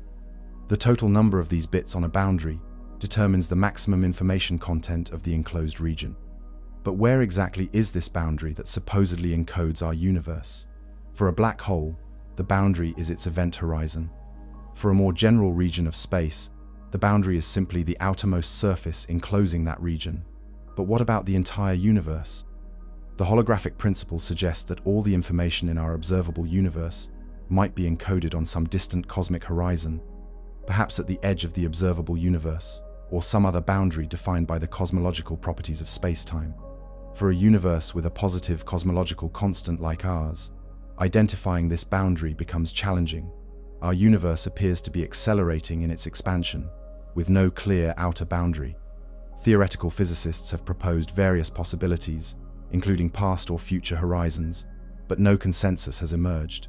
The application of the holographic principle to cosmology remains an active area of research. The encoding would be extremely complex. Unlike a simple visual hologram that recreates an image, the cosmic hologram would encode the positions, momentums, and quantum states of every particle, field, and interaction. It would encode the past, present, and potentially even the future evolution of the universe. All the information needed to describe our three-dimensional reality would be stored in quantum bits on a distant two-dimensional surface. This encoding involves deep mathematical structures. In conventional quantum field theory, fields are defined at every point in space-time, with possible excitations representing particles. These fields interact according to specific mathematical rules, creating the rich tapestry of physical phenomena we observe. In a holographic description, these fields and their interactions would be encoded in boundary degrees of freedom, with the correspondence between bulk and boundary determined by complex mathematical transformations. The mathematics supporting this view comes from various approaches to quantum gravity, especially string theory. In string theory, fundamental particles are not point-like entities, but tiny one-dimensional vibrating strings. The way these strings vibrate determines the properties of the particles they represent. String theory requires extra dimensions beyond the three spatial and one temporal dimension we experience. These extra dimensions are thought to be compactified, curled up into spaces too small to detect directly. Within string theory emerged a precise mathematical formulation of the holographic principle called the anti-de Sitter space, conformal field theory correspondence, or ADS-CFT correspondence. Discovered by Juan Maldacena in 1997, this correspondence provides a concrete example of holography. It establishes an exact mathematical equivalence between a theory of gravity in a five-dimensional curved spacetime called anti-de Sitter space and a quantum field theory without gravity living on the four-dimensional boundary of that spacetime. Anti-de Sitter space represents a particular solution to Einstein's equations with a negative cosmological constant. This space has a peculiar geometry, with a boundary at spatial infinity. The boundary of this five-dimensional space is effectively four-dimensional, including three spatial dimensions and one time dimension. On this boundary lives a quantum field theory called a conformal field theory, which possesses special symmetries, making it mathematically tractable. The ADS-CFT correspondence represents a remarkable achievement, providing the first precise mathematical implementation of the holographic principle. It shows that, at least in certain theoretical contexts, a higher dimensional theory with gravity can be completely equivalent to a lower dimensional theory without gravity. Everything happening in the bulk, including gravitational effects, can be precisely encoded in the boundary theory. The two descriptions, though seemingly very different, represent the same underlying physics. This correspondence has profound implications. It suggests that gravity itself might not be fundamental, but emergent from more basic quantum phenomena. In the bulk description, gravity appears as warped spacetime, following Einstein's equations. In the boundary description, there is no gravity, only quantum fields interacting according to their own laws. Yet these two pictures are mathematically equivalent, suggesting that gravity and spacetime geometry might emerge from purely quantum phenomena. The ADS-CFT correspondence has become an essential tool in theoretical physics, used to study strongly coupled quantum systems by translating them into more tractable gravitational systems. It has applications in condensed matter physics, quantum information science, and even fluid dynamics. The mathematics of holography has practical value beyond its philosophical implications. For instance, certain superconducting materials exhibit behaviors that are difficult to calculate using traditional methods. By mapping these systems to gravitational theories using holographic principles, physicists can gain insights into their properties. Similarly, the dynamics of quark-gluon plasmas, extremely hot and dense states of matter created in particle accelerators, can be studied using holographic methods. The holographic principle provides not just a philosophical framework but practical mathematical tools. But there are important caveats. The ADS-CFT correspondence applies specifically to anti-de Sitter space, which has a negative cosmological constant and a boundary at spatial infinity. Our actual universe appears to have a positive cosmological constant and no easily identifiable boundary. Extending the holographic principle to our universe requires additional theoretical work. Researchers continue to search for a de Sitter holographic correspondence that would more directly apply to our cosmos. The challenge lies in the different causal structures. Anti-de Sitter space has a time-like boundary, allowing information to propagate from the boundary into the bulk and back. Our universe, approximated by de Sitter space with a positive cosmological constant, has a space-like future boundary with different causal properties. The mathematics of holography becomes more complex in this context, but theoretical progress continues. In 2001, Raphael Bousso reformulated the holographic principle in a more general way, applicable to a wider class of spacetimes, including those more similar to our universe. His covariant entropy bound defines holographic screens in terms of light sheets, surfaces formed by light rays that focus toward the future or past. This formulation may provide a path toward understanding how holography applies to our expanding universe with a positive cosmological constant. Another important concept in holography is entanglement entropy, which measures quantum entanglement between different regions. Work by Shinsei Ryu, Tadashi Takayanagi, and others has shown that entanglement entropy in the boundary theory corresponds to geometric quantities in the bulk, specifically the areas of certain minimal surfaces. This relationship, known as the Ryu-Takayanagi formula, further strengthens the connection between quantum information and spacetime geometry, suggesting that spacetime itself might emerge from quantum entanglement. Recent work by Mark van Ramsdonk and others explores this entanglement connection further. They propose that spacetime connectivity itself might emerge from quantum entanglement between degrees of freedom in the boundary theory. Regions in the bulk are distant because the corresponding degrees of freedom in the boundary are weakly entangled. Strongly entangled degrees of freedom correspond to connected regions in the bulk. This suggests that the fabric of spacetime might be woven from threads of quantum entanglement. We see here a profound concept emerging. Spacetime itself, the stage on which the drama of physics unfolds, might not be fundamental but emergent from quantum entanglement. The smooth, continuous three-dimensional space we experience might be a macroscopic approximation arising from the collective behavior of quantum bits of information entangled in specific ways. The holographic principle transforms our conception of reality at its most basic level. The holographic principle continues to evolve, with new insights emerging from quantum information theory, string theory, and loop quantum gravity. While a complete theory of quantum gravity remains elusive, the holographic principle provides a guiding framework, suggesting that the path forward involves understanding how three-dimensional space emerges from two-dimensional information. As we contemplate the night sky, seeing stars and galaxies distributed throughout what appears to be vast three-dimensional space, the holographic principle invites us to consider a profound possibility. Perhaps this cosmic panorama is a projection, a holographic reconstruction from quantum information encoded on a distant boundary. Perhaps space itself is emergent rather than fundamental, arising from more basic quantum entanglement and information. The universe may be stranger and more beautiful than we ever imagined, a cosmic hologram of unimaginable complexity and elegance. The mathematics points increasingly in this direction, though definitive proof remains elusive. As we continue our journey, we will explore how this holographic view extends beyond theoretical physics to reshape our understanding of reality itself, with implications for cosmology, consciousness, and the nature of existence. From the vast cosmic web of galaxies to the quantum dance of subatomic particles, our universe spans an immense range of scales. At each level, different laws of physics seem to dominate. Gravity shapes the largest structures, electromagnetism governs chemistry and biology, while the strong and weak nuclear forces rule the atomic realm. Yet theoretical physicists have long sought a unified framework, a theory of everything that would seamlessly connect these disparate domains. The holographic principle offers a radical path toward this unification, suggesting that our entire universe might function like a cosmic hologram.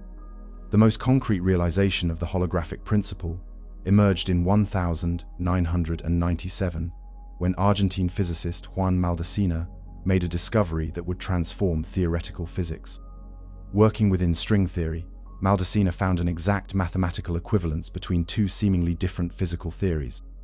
On one side was a theory of gravity in a five-dimensional curved spacetime called anti-de Sitter space. On the other side was a quantum field theory without gravity living on the four-dimensional boundary of that spacetime. This correspondence became known as the ADS-CFT duality, or Maldacena duality. Let us explore this correspondence more carefully. Anti-de Sitter space, abbreviated ADS, is a particular solution to Einstein's equations with a negative cosmological constant. Unlike our universe, which appears to have a small positive cosmological constant driving accelerated expansion, ADS space has a negative cosmological constant, creating a gravitational pull toward the center. This gives ADS space unusual properties, including a well-defined boundary at spatial infinity. Like a ball with a perfectly defined surface, ADS space has a clear edge. On this boundary lives a very special type of quantum field theory called a conformal field theory, or CFT. Conformal field theories possess additional symmetries beyond those of ordinary quantum field theories, making them mathematically tractable. They describe fields and particles interacting according to specific rules, but without including gravity. The boundary has one fewer dimension than the bulk, so a 5-dimensional ADS space has a 4-dimensional CFT on its boundary.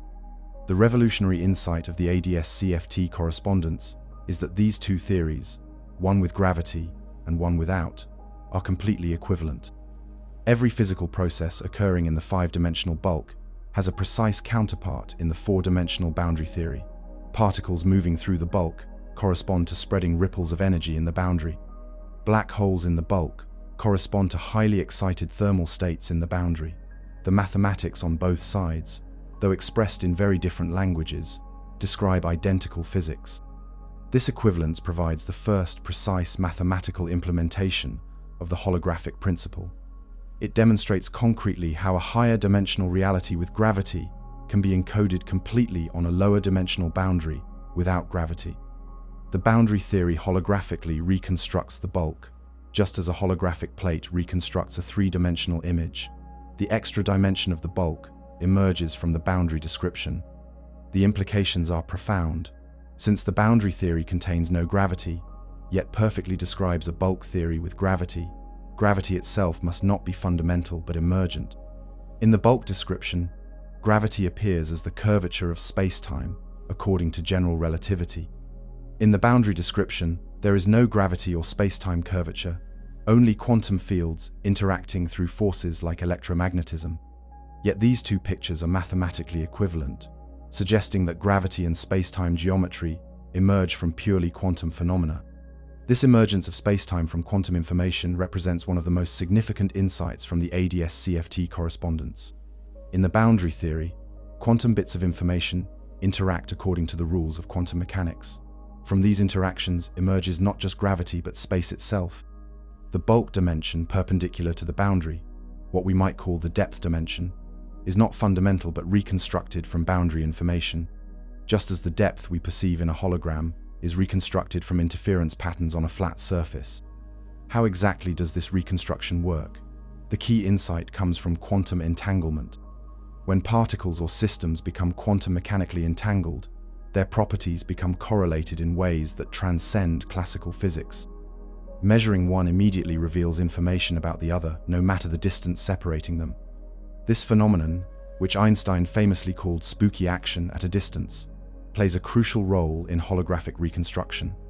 Recent work by Mark van Ramsdonk and others suggests that quantum entanglement in the boundary theory creates the connectivity of spacetime in the bulk. Regions in the boundary that are strongly entangled correspond to nearby regions in the bulk. Weakly entangled boundary regions correspond to distant bulk regions. The very fabric of spacetime, the notion of distance and proximity, emerges from patterns of quantum entanglement in the boundary theory. Spacetime is woven from threads of quantum entanglement. This perspective transforms our understanding of space itself. Space is not a fixed background on which physics plays out, but an emergent phenomenon arising from more fundamental quantum information. At the smallest scales, space may not even exist as we normally conceive it. The apparently continuous 3-dimensional space we experience would be a macroscopic approximation, emerging from discrete quantum information at the Planck scale. The ADS-CFT correspondence has proved immensely fruitful for theoretical physics. It allows difficult calculations in strongly coupled quantum field theories to be translated into more tractable calculations in weakly coupled gravitational theories, and vice versa. It has applications in condensed matter physics, quantum information science, and fluid dynamics. Systems that resist analysis using traditional methods can sometimes be understood through their holographic duals. For instance, certain exotic superconductors and strange metals exhibit behaviors that defy explanation using conventional techniques. By mapping these systems to gravitational theories using holographic principles, physicists gain new insights into their properties. Similarly, the quark-gluon plasma created in heavy ion collisions at particle accelerators has been studied using holographic methods. The mathematics of the ADS-CFT correspondence provides practical tools beyond its philosophical implications. But there is a crucial caveat. The ADS-CFT correspondence applies specifically to anti-de Sitter space, which differs from our actual universe in important ways. Our universe appears to have a small, positive cosmological constant, not a negative one. This gives our universe different boundary conditions and causal structure. While the holographic principle may still apply to our universe, its precise mathematical formulation would differ from the ADS-CFT correspondence. Researchers have sought to extend holographic principles to de Sitter space, the space-time that better approximates our expanding universe with a positive cosmological constant. This has proved challenging. De Sitter space has different horizon structures than anti-de Sitter space, including a cosmological horizon that limits how far we can see. The boundary of de Sitter space lies in the infinite future rather than at spatial infinity, complicating the application of holographic ideas. Despite these challenges, theoretical progress continues. Various proposals for de Sitter holography have emerged, including the DS-CFT correspondence and the static patch holography. These approaches adapt holographic principles to spacetimes more similar to our universe, though none has achieved the mathematical precision and completeness of the ADS-CFT correspondence. The search for a holographic description of our actual universe remains an active frontier in theoretical physics. The question naturally arises, if our universe is holographic, where exactly is the holographic boundary? Several possibilities have been proposed. One approach suggests that the holographic boundary for our observable universe might be the cosmic light horizon, the furthest distance from which light could have reached us since the beginning of the universe. Another proposal places the boundary at future infinity, suggesting that the entire history of our universe is encoded in its final state.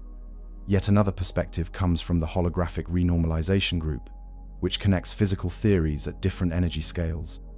In this view, our three-dimensional space at each moment might be encoded on a two-dimensional boundary at spatial infinity, with the radial direction corresponding to energy scale. Moving from the boundary toward the center would correspond to shifting from high-energy physics to low-energy physics, from the microscopic to the macroscopic. These different proposals highlight the ongoing theoretical work needed to apply holographic principles to our actual universe. While the precise mathematics remains unsettled, the conceptual implications of holography for our universe are profound.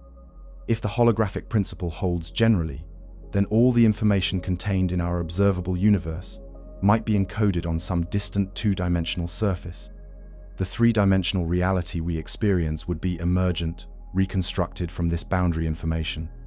The holographic principle also offers potential resolution to other theoretical puzzles. One such puzzle involves the cosmological constant, the energy density of empty space that drives the accelerated expansion of our universe. Theoretical calculations predict a value for the cosmological constant that is enormously larger than the observed value, a discrepancy of 120 orders of magnitude. This represents one of the most significant disagreements between theory and observation in physics. Holographic approaches suggest new perspectives on the cosmological constant problem. In a holographic framework, the cosmological constant relates to the number of degrees of freedom in the boundary theory. The observed small value might emerge naturally from constraints on the boundary description, potentially resolving the discrepancy between theoretical calculations and observations. While no complete resolution has emerged, holography offers promising avenues of investigation. Another puzzle concerns the information paradox in black hole physics. When matter falls into a black hole, what happens to the information it contains? Does this information truly vanish when the black hole eventually evaporates through Hawking radiation, or is it preserved in some form? The holographic principle suggests that information is not lost, but encoded on the black hole horizon, eventually released in highly scrambled form through Hawking radiation. The ADS-CFT correspondence provides a precise mathematical framework for this resolution. In the boundary description, the process of black hole formation and evaporation corresponds to a unitary evolution in the quantum field theory, preserving information. The apparent loss of information in the bulk description results from approximations that neglect subtle quantum correlations in the Hawking radiation. When these correlations are properly accounted for, information is preserved, resolving the paradox. The holographic principle has additional implications for cosmology. In conventional cosmology, the early universe underwent a period of exponential expansion called inflation, generating the large-scale structure we observe today. Holographic cosmology offers alternative perspectives on the early universe, suggesting that the cosmic microwave background radiation and large-scale structure might be understood in terms of holographic descriptions. For instance, certain cosmological correlations observed in the cosmic microwave background might be explained as reflections of quantum entanglement in a holographic boundary theory. The mathematics of holography provides new tools for calculating cosmological observables, potentially leading to distinctive predictions that could be tested through astronomical observations. While holographic cosmology remains speculative, it represents an active area of research with potential observational consequences. The holographic principle also connects to broader questions about the nature of information in physics.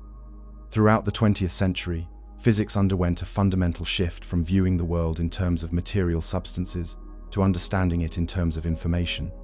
Quantum mechanics, with its wave functions and probability amplitudes, inherently concerns information about possible measurement outcomes.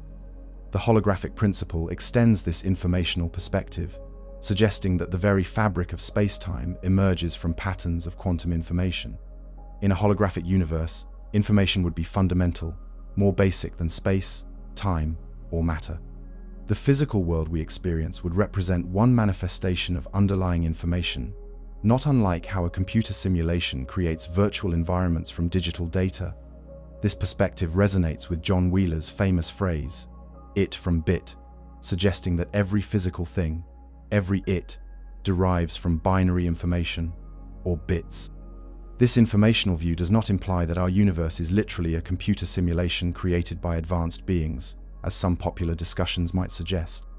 Rather, it proposes that information and computation represent fundamental aspects of physical reality itself. The universe computes its own evolution through natural processes that might be understood in informational terms. Space-time geometry would emerge from quantum information processing, occurring on a holographic boundary. As we gaze into the depths of the cosmos, seeing galaxies scattered across billions of light years, the holographic principle invites us to reconsider the nature of this vast expanse. The three-dimensional space stretching to cosmic horizons might be a projection, a holographic reconstruction from quantum information encoded on a distant boundary. The universe itself might be a cosmic hologram of unprecedented complexity and scale. This perspective does not diminish the wonder of the cosmos, but enhances it. A holographic universe would represent a reality more subtle and profound than our intuitions suggest, where space itself emerges from quantum entanglement and information. The mathematics of modern physics increasingly points in this direction, though definitive evidence remains elusive. The search for a complete theory of quantum gravity, potentially incorporating holographic principles, continues at the frontiers of theoretical physics. As our journey through the holographic universe proceeds, we will explore the experimental evidence for these ideas and their philosophical implications. We will consider what it would mean for reality if space itself is not fundamental but emergent, if our three-dimensional world is reconstructed from two-dimensional information. The holographic principle offers not just a new theory, but a new paradigm for understanding the cosmos and our place within it. What does it truly mean to exist in three dimensions? We move freely in three independent directions: length, width, and height, forward and backward, left and right, up and down. This freedom of movement feels fundamental to our experience, an irreducible fact of existence.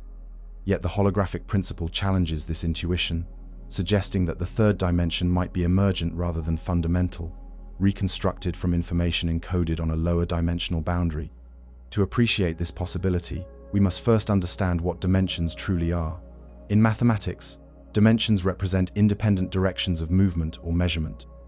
A line has one dimension, allowing movement forward and backward along its length.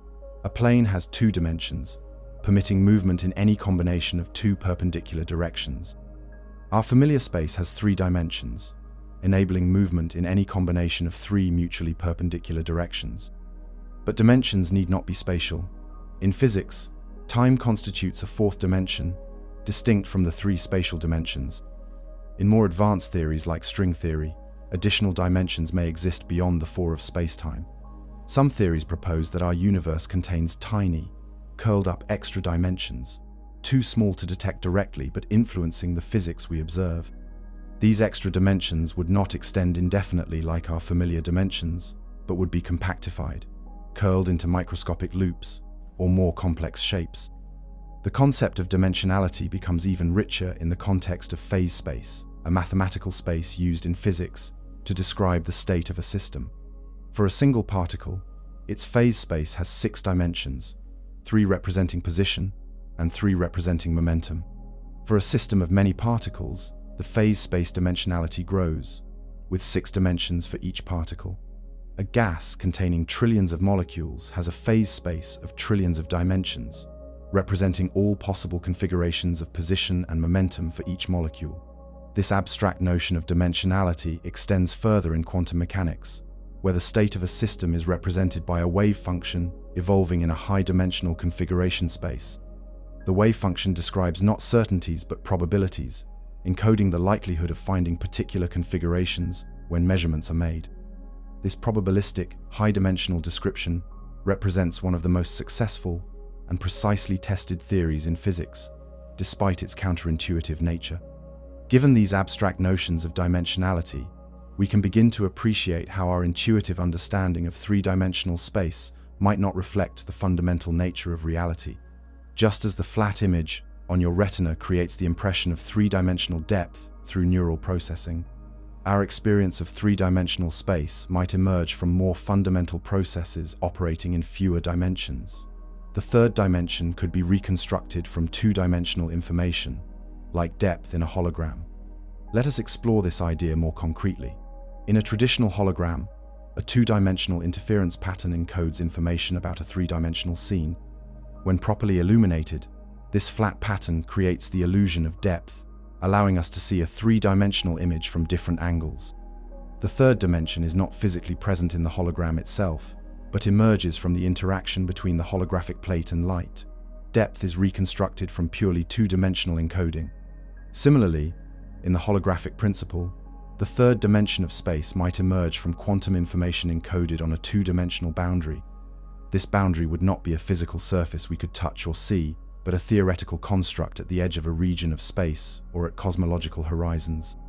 The quantum fields and their interactions on this boundary would encode everything happening in the enclosed volume, with the radial dimension emerging from this encoding. How exactly does this reconstruction work? In the anti-de Sitter conformal field theory correspondence, the most mathematically precise implementation of the holographic principle, the reconstruction involves a complex mapping between boundary and bulk quantities. Fields in the bulk correspond to operators in the boundary theory. The evolution of those fields under gravitational dynamics corresponds to the evolution of those operators under quantum mechanics.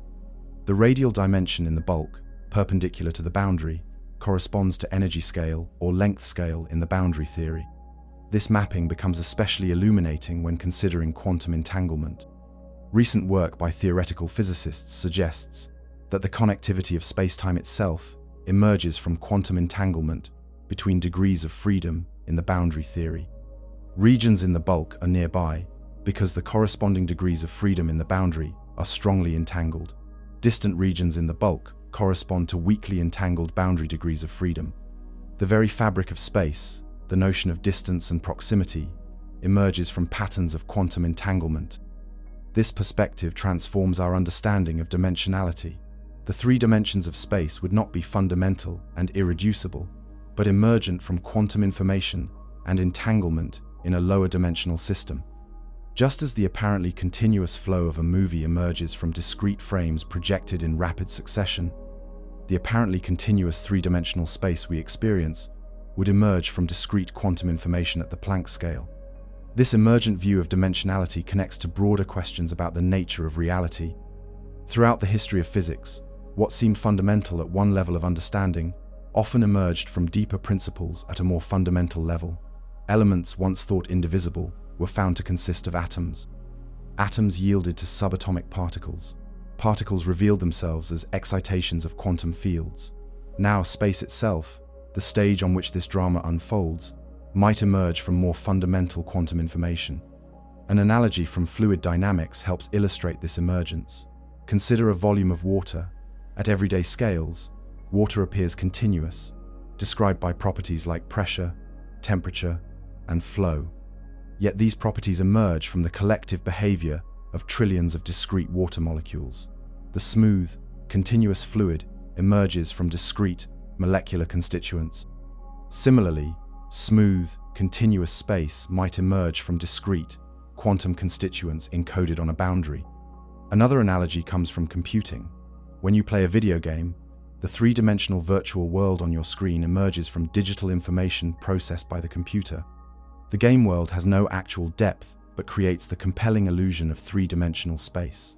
While our universe is not literally a computer simulation in this sense, the mathematics of emergence shares similarities. Three-dimensional reality could emerge from the processing of quantum information, with the third dimension reconstructed from boundary encoding. The holographic principle suggests that different dimensions might have different ontological status. The dimensions along the boundary would be fundamental, corresponding to actual degrees of freedom in the quantum system. The emergent dimension perpendicular to the boundary would have a different character, reconstructed from boundary information rather than independently existing. While all three dimensions would appear equivalent in our experience, their fundamental nature would differ. This dimensional emergence could extend beyond space to time itself. In certain formulations of the holographic principle, particularly those involving black holes, time in the bulk emerges from purely spatial quantities in the boundary.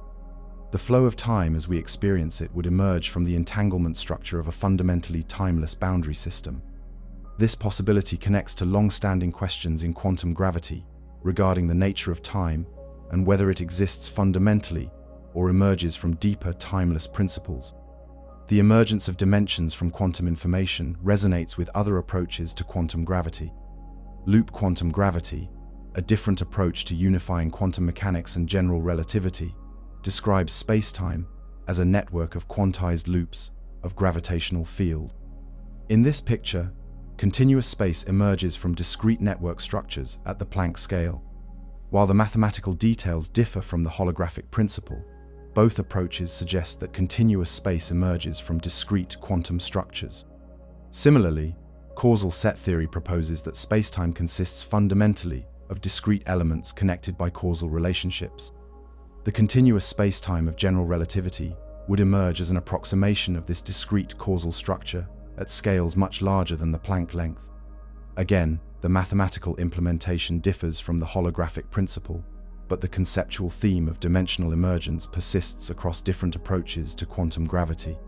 These convergent perspectives from different theoretical approaches lend credence to the idea that the dimensions of space, and perhaps time as well, might not be fundamental but emergent.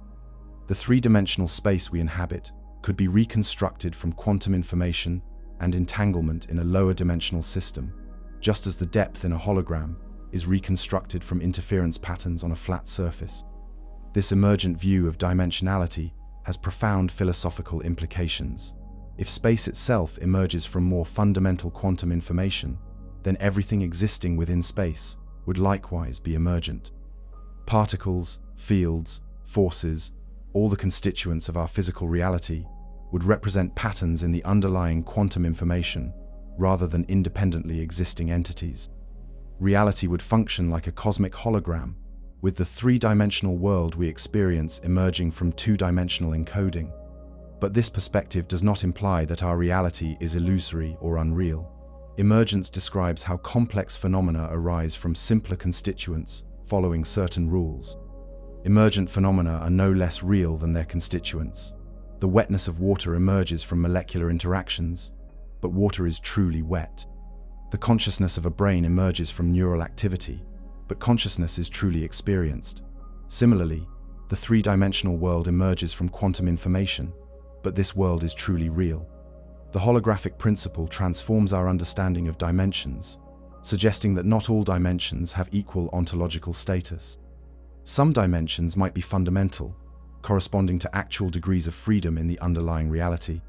Other dimensions might emerge from these fundamental degrees of freedom, reconstructed through complex quantum processes.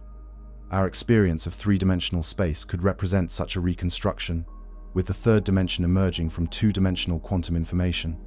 As we look out at the world, seeing objects distributed in three dimensions, the holographic principle invites us to reconsider the nature of this dimensional reality.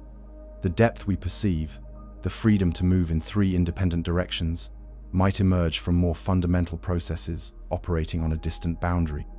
The third dimension would be no less real for being emergent, just as consciousness is no less real for emerging from neural activity. For centuries, philosophers have questioned whether the world as we experience it reflects fundamental reality. Plato described reality as shadows on a cave wall, distorted reflections of a higher truth. Kant distinguished between phenomena, the world as we experience it, and noumena, the world as it exists independently of our experience. Eastern philosophical traditions speak of Maya, the veil of illusion obscuring ultimate reality. These philosophical intuitions find unexpected resonance in the holographic principle, with its suggestion that the dimensional world we experience emerges from a lower dimensional quantum reality. But unlike purely philosophical speculations, the holographic principle emerges from mathematical physics, with precise formulations in theories like the anti-de Sitter conformal field theory correspondence. The emergent nature of dimensions represents not mere philosophical musing, but a concrete mathematical possibility with specific, calculable consequences. While definitive evidence remains elusive, the mathematics points increasingly toward dimensional emergence as a key aspect of quantum gravity. As we continue our exploration of the holographic universe, we will consider the experimental evidence for these ideas and their broader implications. We will examine how dimensional emergence shapes our understanding of space, time, and reality itself. The holographic principle offers not just a new theory, but a new paradigm for understanding the cosmos and our place within it, suggesting that reality may be both stranger and more beautiful than our three-dimensional intuitions can fully grasp. The holographic principle emerges from theoretical physics, from the mathematics of quantum gravity and black hole thermodynamics. But science demands more than elegant mathematics. It requires evidence, experimental verification, tests that could potentially falsify the theory.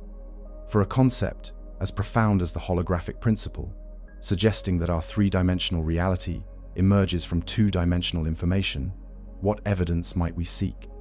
How could we possibly test such a radical idea? The challenge is immense. The holographic principle operates at the Planck scale, approximately 10 to the power of -35 meters, far smaller than anything we can directly probe with current technology. The most powerful particle accelerators reach energies billions of times too low to directly investigate Planck-scale physics. The quantum gravitational effects where holography becomes manifest lie beyond our experimental reach. Yet scientists have devised ingenious approaches to seek indirect evidence, signs that might support or challenge the holographic principle. One approach involves searching for holographic noise. If space has a holographic structure, with the third dimension reconstructed from two-dimensional boundary information, this reconstruction might not be perfect at very small scales. Just as a digital image shows pixelation when viewed closely enough, space-time might exhibit a subtle graininess or noise at scales approaching the Planck length. This holographic noise would create tiny fluctuations in the positions of objects, potentially detectable through sufficiently sensitive measurements. At Fermilab, the US Department of Energy research facility near Chicago, scientists constructed an experiment called the Holometer, specifically to search for this holographic noise. Completed in 2015, the Holometer used two identical laser interferometers placed close together. Each interferometer split a laser beam down two perpendicular 40-meter arms, then recombined the beams to create an interference pattern. Any minuscule movement of the beam splitters would change this pattern, potentially revealing holographic fluctuations in spacetime itself. The holometer achieved unprecedented sensitivity, capable of detecting movements as small as a few billionths of a meter. It could measure jitter in the fabric of space at frequencies of millions of cycles per second, a range where holographic noise might be detected, while conventional sources of vibration would be minimal. The experiment operated for over a year, collecting data to test specific theories of holographic spacetime. In December 2015, the holometer team announced their results. They found no evidence for the particular type of holographic noise predicted by Craig Hogan's theory of quantum spacetime. The experiment ruled out this specific model to a high degree of statistical significance. However, this null result did not disprove the holographic principle itself. It only constrained certain theoretical implementations, leaving many other holographic models untouched. As physicist Aaron Chu from Fermilab explained, if we find a noise we can't get rid of, we might be detecting something fundamental about nature, a noise that is intrinsic to space-time. While the holometer did not find such noise, it demonstrated the feasibility of experimental approaches to quantum gravity and established techniques that future experiments might refine and extend. The challenge in detecting holographic effects stems partly from their universality. If space universally exhibits holographic properties, we have no non-holographic reference for comparison. It's like fish trying to discover water without ever experiencing air. Any effects would be built into all our measuring devices and reference frames. We need to look for differential effects, places where holographic properties might manifest asymmetrically or leave distinct signatures.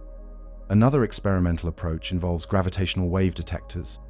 Facilities like LIGO, the Laser Interferometer Gravitational Wave Observatory, use laser interferometry similar to the holometer, but on a much larger scale, with arms several kilometers long.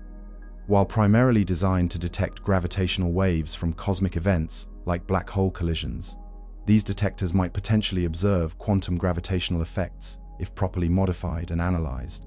Quantum gravitational effects could appear as a particular type of noise in gravitational wave detectors, distinct from conventional sources of interference.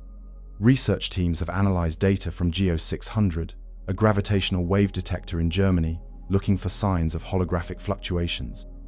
While initial claims of detecting unexplained noise generated excitement, subsequent analyses found no conclusive evidence for holographic effects distinguishable from conventional noise sources.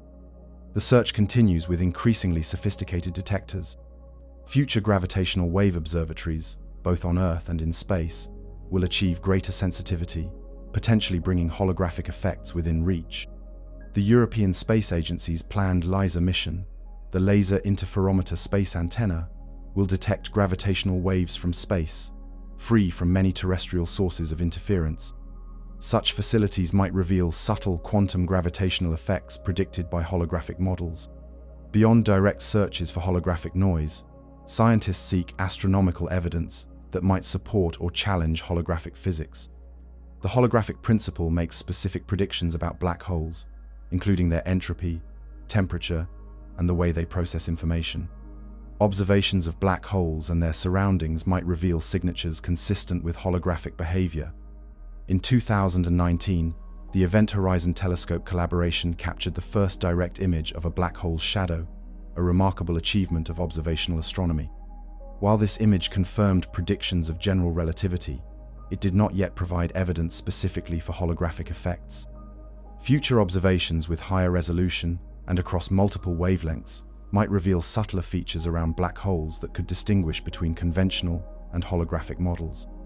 Similarly, astronomical observations of the cosmic microwave background radiation, the afterglow of the Big Bang, might contain imprints of quantum gravitational effects from the early universe. If the universe has a holographic structure, this might leave specific patterns in the temperature fluctuations of this primordial radiation. Scientists analyze these patterns, searching for signatures that would distinguish holographic cosmology from conventional models. Another avenue involves analog systems, laboratory experiments that simulate aspects of quantum gravity using more accessible physical systems. In certain condensed matter systems, the mathematical descriptions bear striking similarities to gravitational theories. By studying these analog systems, scientists gain insights into how holographic principles might operate in quantum gravity, even without directly accessing Planck-scale physics. For instance, certain exotic materials called strange metals exhibit behaviors that defy explanation using conventional methods. By applying holographic techniques, treating these materials as holographic duals of gravitational systems, physicists have made progress in understanding their properties. These successful applications lend indirect support to holographic principles, showing their mathematical power and physical relevance.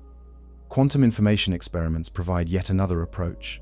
The holographic principle fundamentally concerns information, how two-dimensional boundary information encodes three-dimensional bulk reality.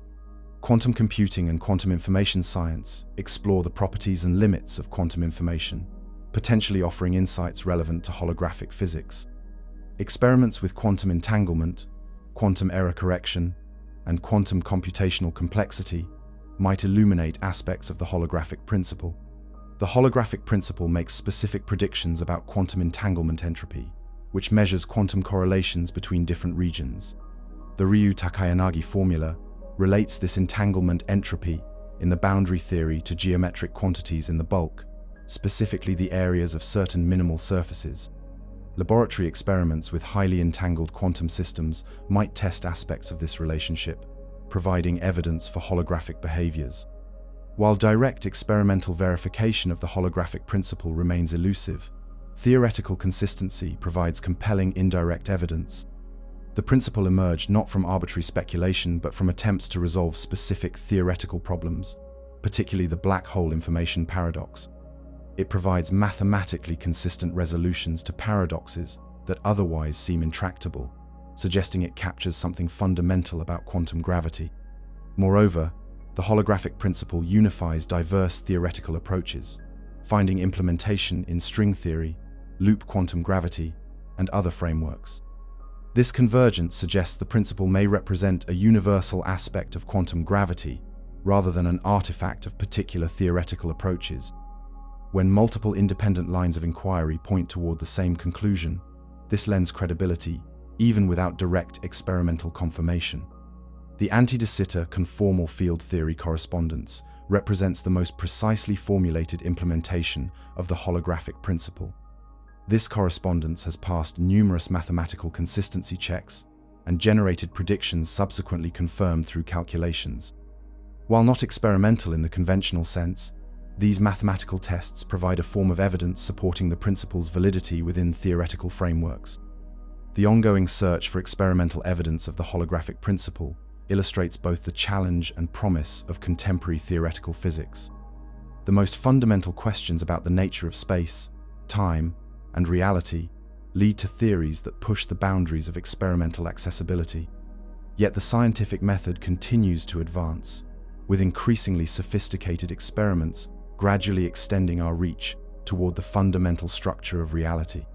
Importantly, the holographic principle makes specific, falsifiable predictions, distinguishing it from unfalsifiable speculation.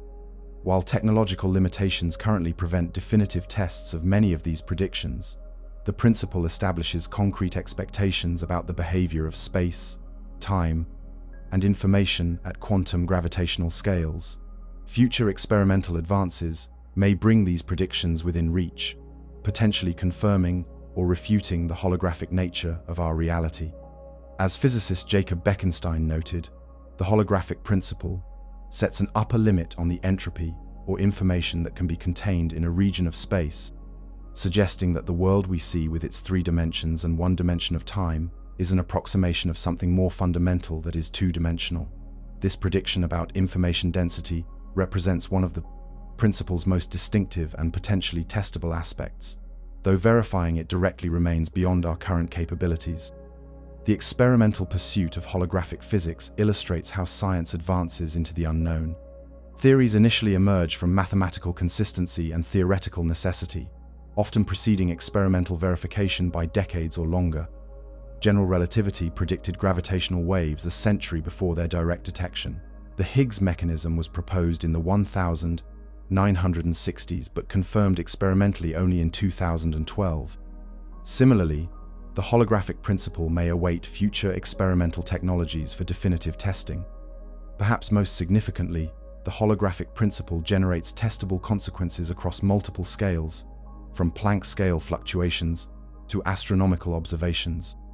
This cross-scale relevance increases the likelihood of eventual experimental validation. While no single experiment may definitively confirm or refute the principle, the convergence of evidence from multiple sources could gradually build a compelling case for or against its validity.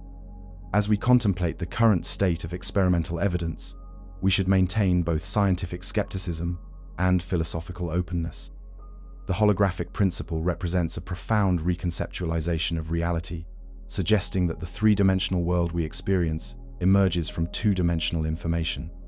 While direct experimental confirmation remains elusive, the theoretical consistency and explanatory power of the principle merit serious consideration. The history of science shows repeatedly that reality often exceeds our intuitive expectations. The Earth moves despite our perception of stability. Time dilates despite our experience of its constant flow. Quantum objects exist in superpositions, despite our experience of definite reality. Perhaps space itself has a holographic structure, despite our intuitive experience of three independent dimensions. The ultimate arbiter will be careful experiment, guided by rigorous theory, gradually revealing the fundamental nature of reality beyond our limited perceptions. Our journey through the holographic principle continues, moving from experimental considerations to philosophical implications. If space itself emerges from lower dimensional information, this transforms not just physics, but our entire conception of reality. The holographic principle invites us to reconsider fundamental questions about the nature of existence, consciousness, and our place in the cosmos. While the holographic principle offers a compelling framework for understanding quantum gravity, it represents just one approach among several competing theories.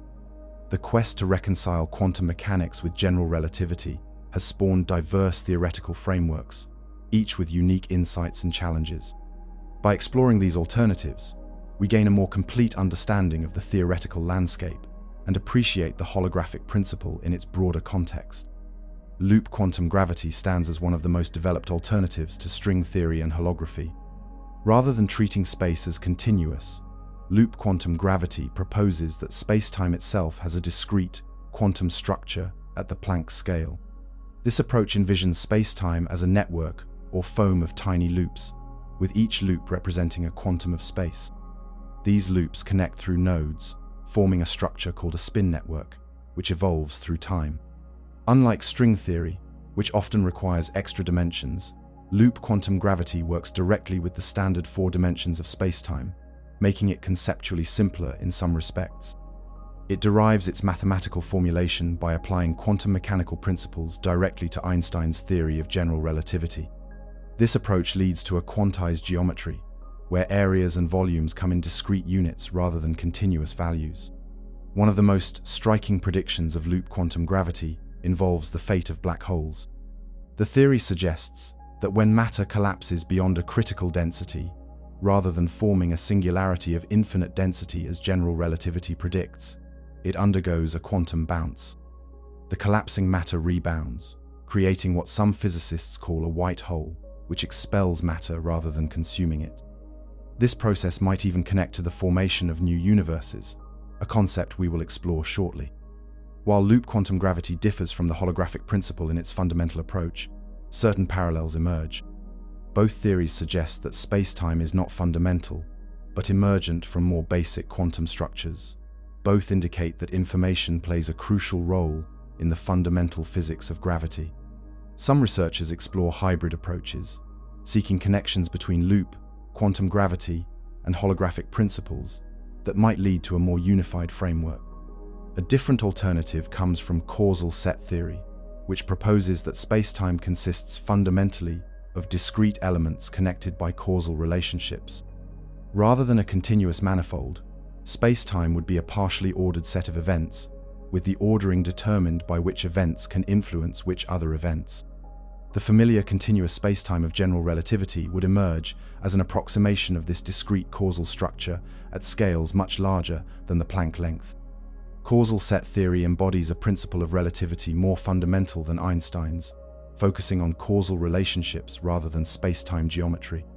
The causal structure, determining which events can influence which other events, becomes primary, with space and time emerging from this underlying causal network. This approach resonates with certain aspects of the holographic principle, as both theories suggest that conventional notions of space emerge from more fundamental structures. Quantum gravity represents another discrete approach to quantum gravity. This theory models spacetime as a dynamical graph, with vertices representing events and edges representing connections between them. At high energies, such as in the early universe or near black holes, the graph would be highly connected, with nearly every vertex connected to every other vertex. As energy decreases, connections break, leading to the emergence of locality and the familiar dimensions of space. This graph-based approach offers a concrete mechanism for the emergence of dimensionality. The breaking of connections in the graph creates the notion of distance, with widely separated regions of the graph corresponding to distant regions in space. The theory suggests that space itself, and the very concept of locality where only nearby objects interact directly, emerges dynamically from a more fundamental structure without intrinsic dimensionality or locality. Moving in a different direction, some theories propose that our universe might be one among many in a vast multiverse. The many worlds interpretation of quantum mechanics, proposed by Hugh Everett in the 1950s, suggests that quantum measurements do not collapse possibilities into a single outcome. Instead, each possible outcome occurs in a different branch of reality, with reality continually splitting into parallel worlds, representing different measurement outcomes. This quantum multiverse would contain countless versions of reality, differing in both microscopic quantum events and their macroscopic consequences. Some branches might appear nearly identical to our world, differing only in the position of a single particle. Others might differ dramatically, with different historical outcomes or biological evolution. All these branches would be equally real, with our consciousness following just one path through the constantly branching reality. While the many worlds interpretation does not directly address quantum gravity, it represents a radical reconceptualization of reality that complements the holographic principle in certain ways. Both theories challenge our intuitive understanding of reality, suggesting that what we perceive represents just one manifestation of a much larger, more complex structure. Both indicate that information plays a fundamental role in physical reality. The inflationary multiverse theory, developed by physicists including Alan Guth and Andrei Linde, proposes a different kind of multiverse. According to cosmic inflation theory, the early universe underwent a brief period of exponential expansion. In the eternal inflation scenario, this expansion continues indefinitely in some regions while stopping in others, creating bubble universes with potentially different physical laws and constants. This inflationary multiverse might contain regions where the holographic principle applies and regions where it does not. Different bubble universes could have different numbers of dimensions, different physical constants, and different fundamental forces. Our observable universe would represent just one bubble in this vast multiverse, with its particular set of physical laws including, potentially, holographic properties. The ekpyrotic universe theory, proposed by Paul Steinhardt, Neil Turok, and others, suggests a cyclic model where universes repeatedly collide, bounce apart, and collide again.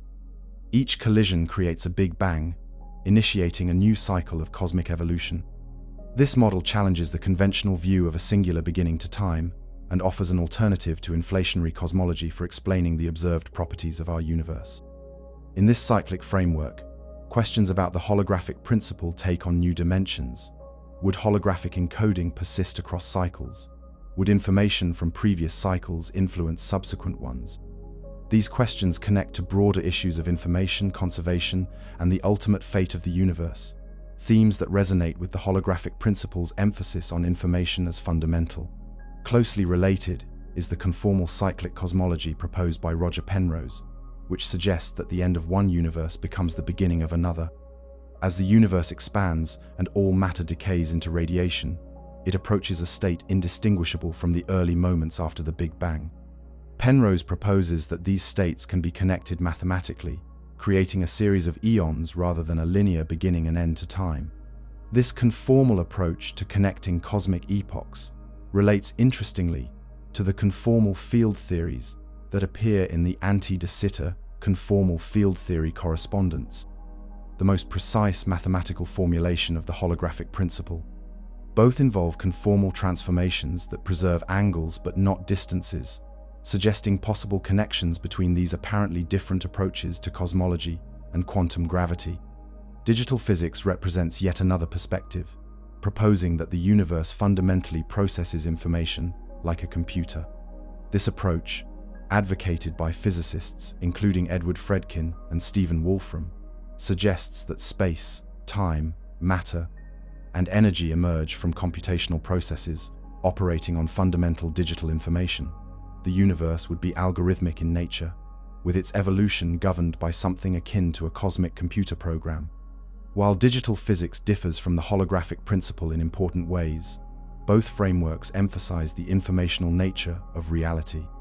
Both suggest that conventional notions of space and matter emerge from more fundamental information processing. The holographic principle can be understood as specifying a particular relationship between boundary and bulk information in this computational framework. Moving deeper into speculative territory, some theories propose that consciousness itself plays a fundamental role in physics. The participatory anthropic principle, suggested by physicist John Wheeler, proposes that conscious observers are necessary for the universe to exist. In Wheeler's words, observers are necessary to bring the universe into being. This view suggests a kind of cosmic feedback loop, where consciousness emerges from physical processes and then participates in actualizing those very processes. While most mainstream physicists view consciousness as an emergent phenomenon rather than a fundamental force, these consciousness-centric approaches raise interesting questions in relation to the holographic principle. If reality emerges holographically, and consciousness operates within this emergent reality, how does consciousness relate to the more fundamental boundary information? Could consciousness access this boundary information in some way, perhaps through non-local quantum effects? The simulation hypothesis, popularized by philosopher Nick Bostrom, proposes that our reality might be a computer simulation created by advanced beings. While differing from the holographic principle in its specifics, this hypothesis shares the suggestion that our experienced reality emerges from more fundamental information processing. The holographic principle does not require an external simulator, but it does suggest that reality might be fundamentally informational and computational in nature.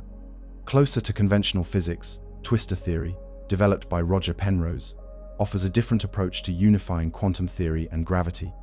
Instead of starting with space-time, twistor theory begins with light rays and their relationships. Points in space-time emerge from the relationships between light rays, reversing the conventional perspective where light rays connect pre-existing points. This approach resonates with the holographic principle's suggestion that conventional space emerges from more fundamental structures.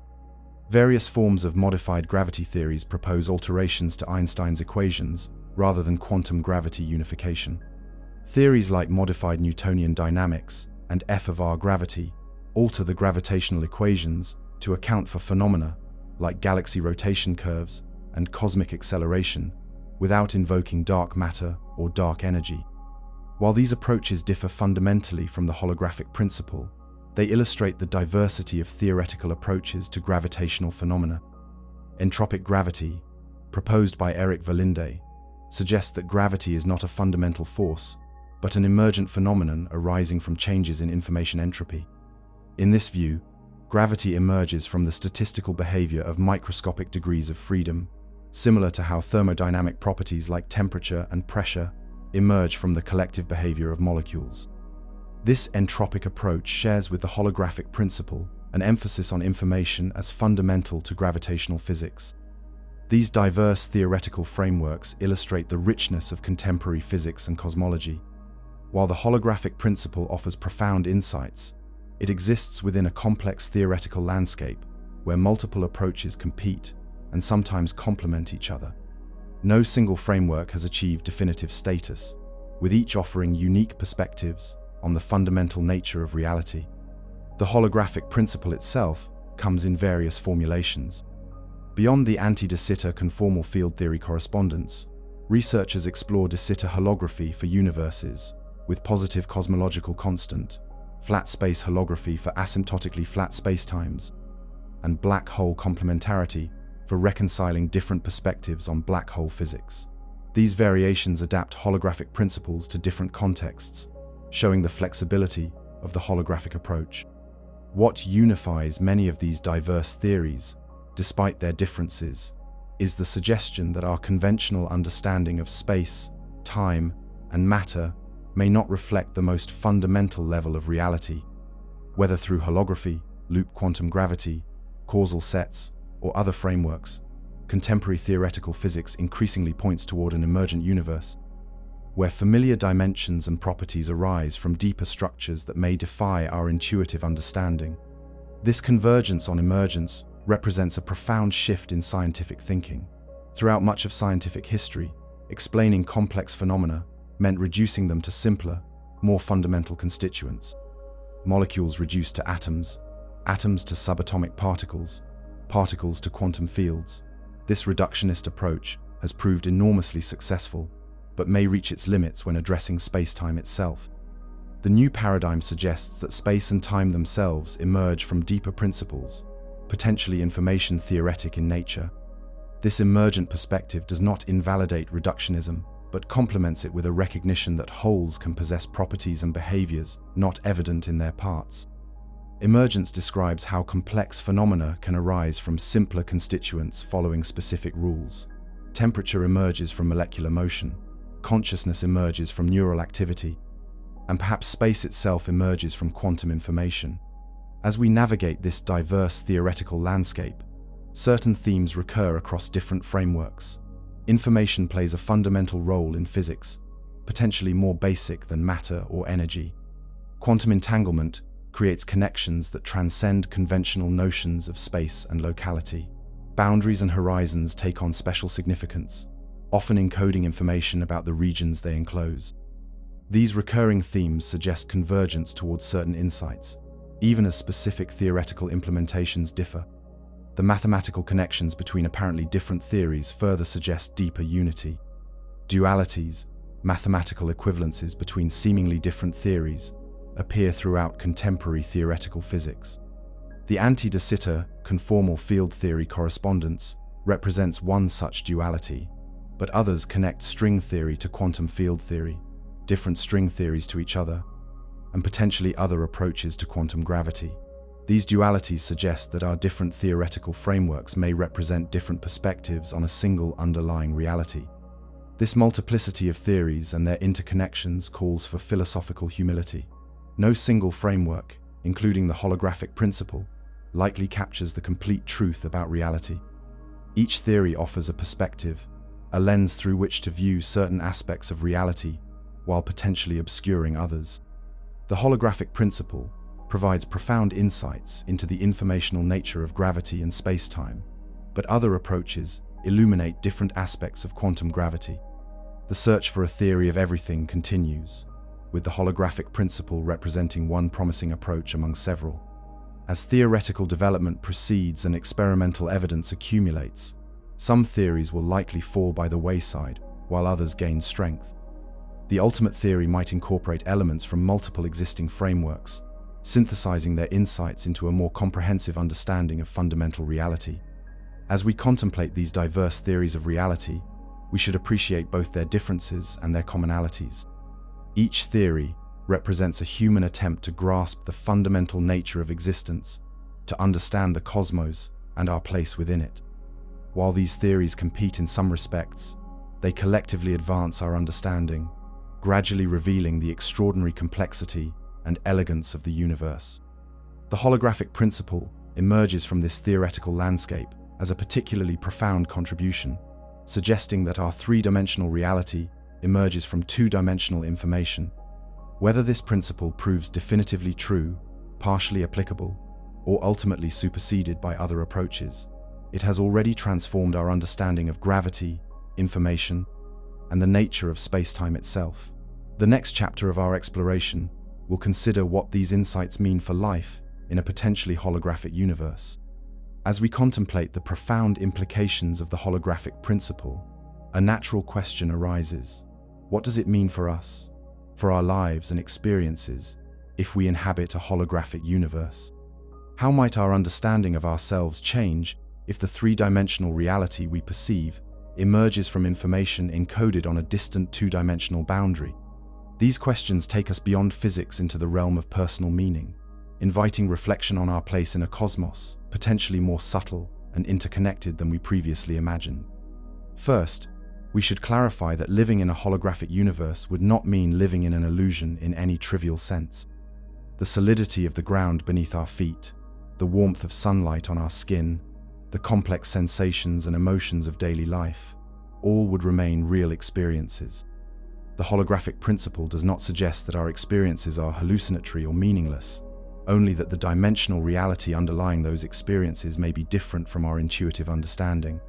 Consider a parallel with digital technology. When you watch a film on a digital screen, the images appear to have depth and movement. You become emotionally engaged with the story, perhaps laughing or crying in response to the characters and their journeys. The fact that the images technically consist of pixels lighting up on a flat screen does not make your experience any less real or meaningful. Similarly, if our reality emerges holographically, this does not diminish the reality or significance of our experiences within it. This distinction between appearance and underlying structure parallels philosophical discussions dating back millennia.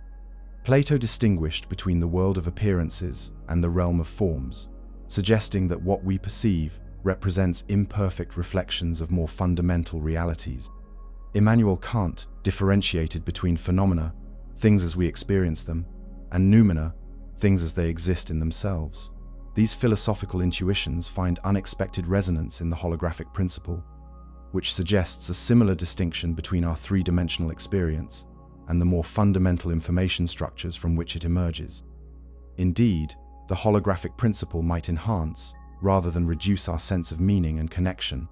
If our reality emerges from information encoded on a boundary, with quantum entanglement weaving the fabric of space-time itself, then connectivity becomes fundamental rather than incidental to the universe. The apparent separation between objects and people might be less absolute than it seems, with everything ultimately connected through the underlying holographic encoding. This perspective resonates with ancient philosophical and spiritual traditions that emphasize interconnection and unity beneath apparent division. Buddhist concepts of dependent origination and interbeing suggest that nothing exists independently but only through relationship with everything else. Taoist views of reality emphasize the complementary nature of apparent opposites and the flowing, process-oriented character of existence. These intuitions about reality find unexpected parallels in the holographic principle's suggestion that three-dimensional separateness emerges from more fundamental connectivity. The Vedantic concept of Maya, often mistranslated simply as illusion, actually refers to the manifested world that emerges from a more fundamental reality. Similarly, indigenous traditions worldwide often emphasize interconnection and relationship as more fundamental than isolated individuality. That modern theoretical physics might converge with these ancient intuitions suggests not that one validates the other, but that both may be approaching similar truths from different directions, using different languages and methods to explore the nature of reality. What might change in our self-understanding if the holographic principle proves correct? Perhaps most significantly, we would need to reconsider what it means to be an individual. If three-dimensional space emerges from boundary information, and if our bodies and brains exist within this emergent space, then our physical individuality represents an approximation rather than an absolute truth. At the level of the boundary encoding, the distinction between self and world might be less clear-cut. This does not mean we would lose our identity or uniqueness. Rather, it suggests that our individuality exists within a deeper matrix of connection. Just as a character in a novel has distinctive qualities while remaining part of a single narrative, our individual existence would retain its particularity while participating in a unified reality. The boundary between self and world would be permeable rather than absolute, with our uniqueness emerging from patterns of relationship rather than isolated existence. Consider how this perspective might transform our understanding of identity. Conventionally, we define ourselves largely through boundaries and distinctions, through what separates us from others and from our environment. The holographic principle suggests that these boundaries, while meaningful at the level of emergent three-dimensional reality, may dissolve at more fundamental levels of existence. Our uniqueness would arise not from absolute separation but from distinctive patterns within a unified information field, like specific notes within a symphony that retain their distinctiveness while participating in the larger musical whole. This view has profound ethical implications.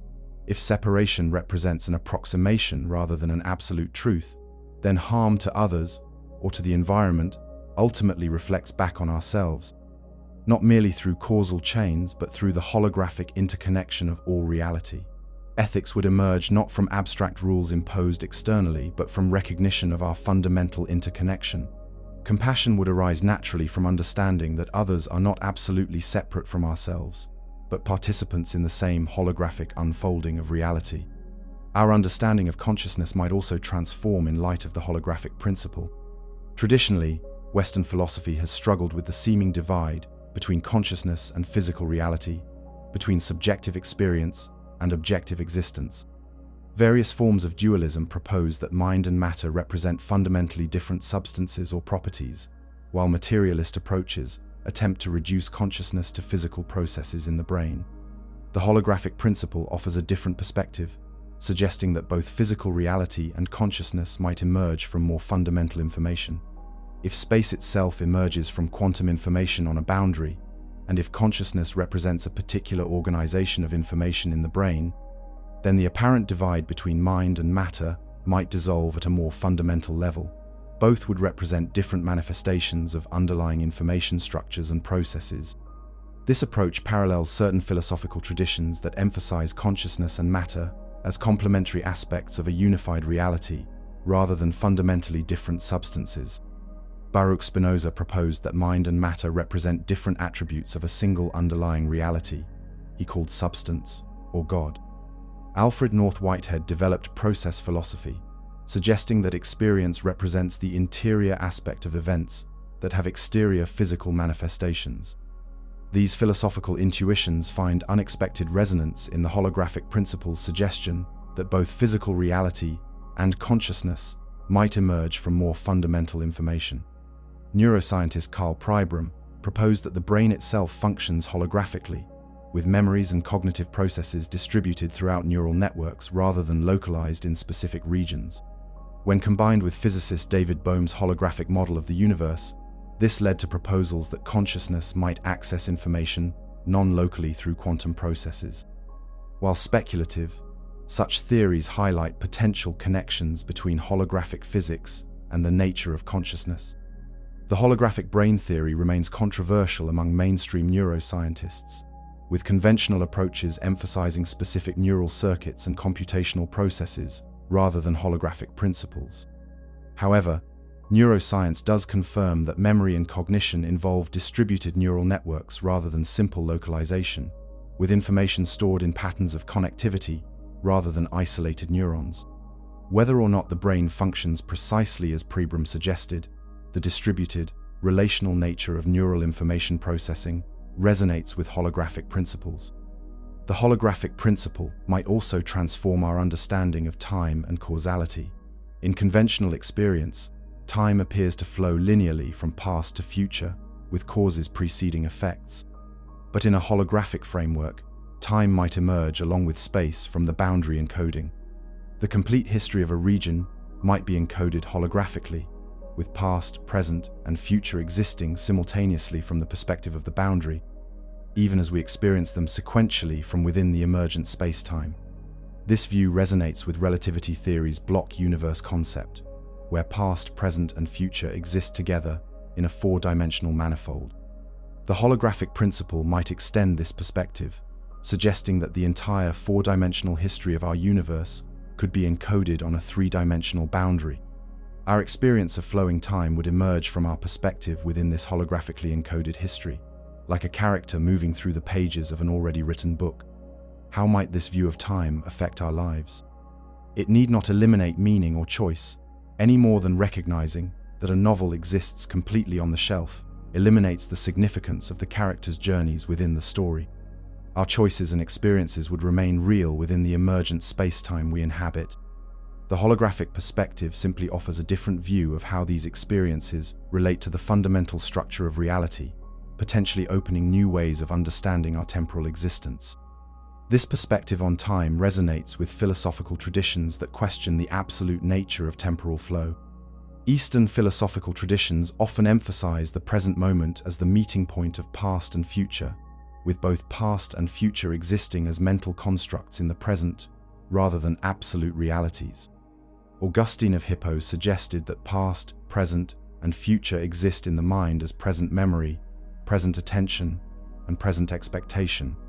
These philosophical intuitions find unexpected parallels in the holographic principle's suggestion that time, like space, might emerge from more fundamental structures. The holographic principle also invites reconsideration of our relationship with the cosmos. In conventional understanding, we exist as tiny beings on a small planet, orbiting an ordinary star in one galaxy among billions. This perspective can create a sense of cosmic insignificance, with our lives seeming like brief flickers in an indifferent universe. But the holographic principle suggests deeper connections between microcosm and macrocosm, between the smallest and largest scales of existence. If reality emerges holographically, then each region of space contains information connected to the whole, just as a fragment of a holographic plate still contains the entire image at lower resolution. Each region of a holographic universe would connect to the entirety through the boundary encoding. Our apparent smallness would not sever our connection to the cosmic whole. We would be not merely in the universe, but of it, participating in its holographic nature through our very existence. This perspective parallels ancient philosophical intuitions expressed in phrases like, as above, so below, or the Hermetic principle that the microcosm reflects the macrocosm. Various traditions suggest that patterns repeat across scales, that small systems reflect larger ones, that human beings represent universes in miniature.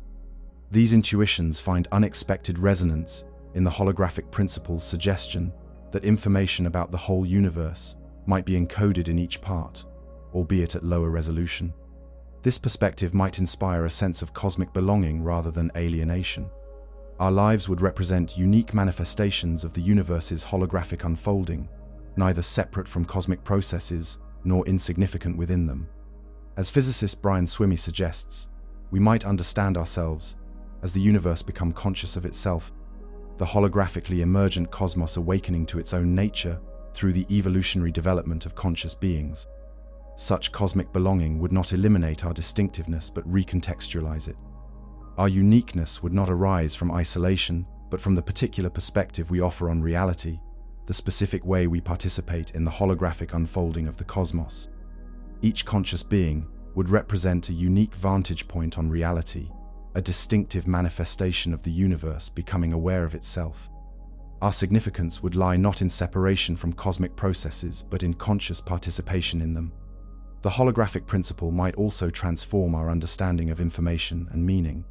If information proves fundamental to physical reality, encoded on boundaries and manifesting as the space, time, and matter we experience, then information takes on ontological significance beyond its conventional understanding. Information would not merely describe reality, but constitute it, with meaning emerging from patterns of relationship within this information.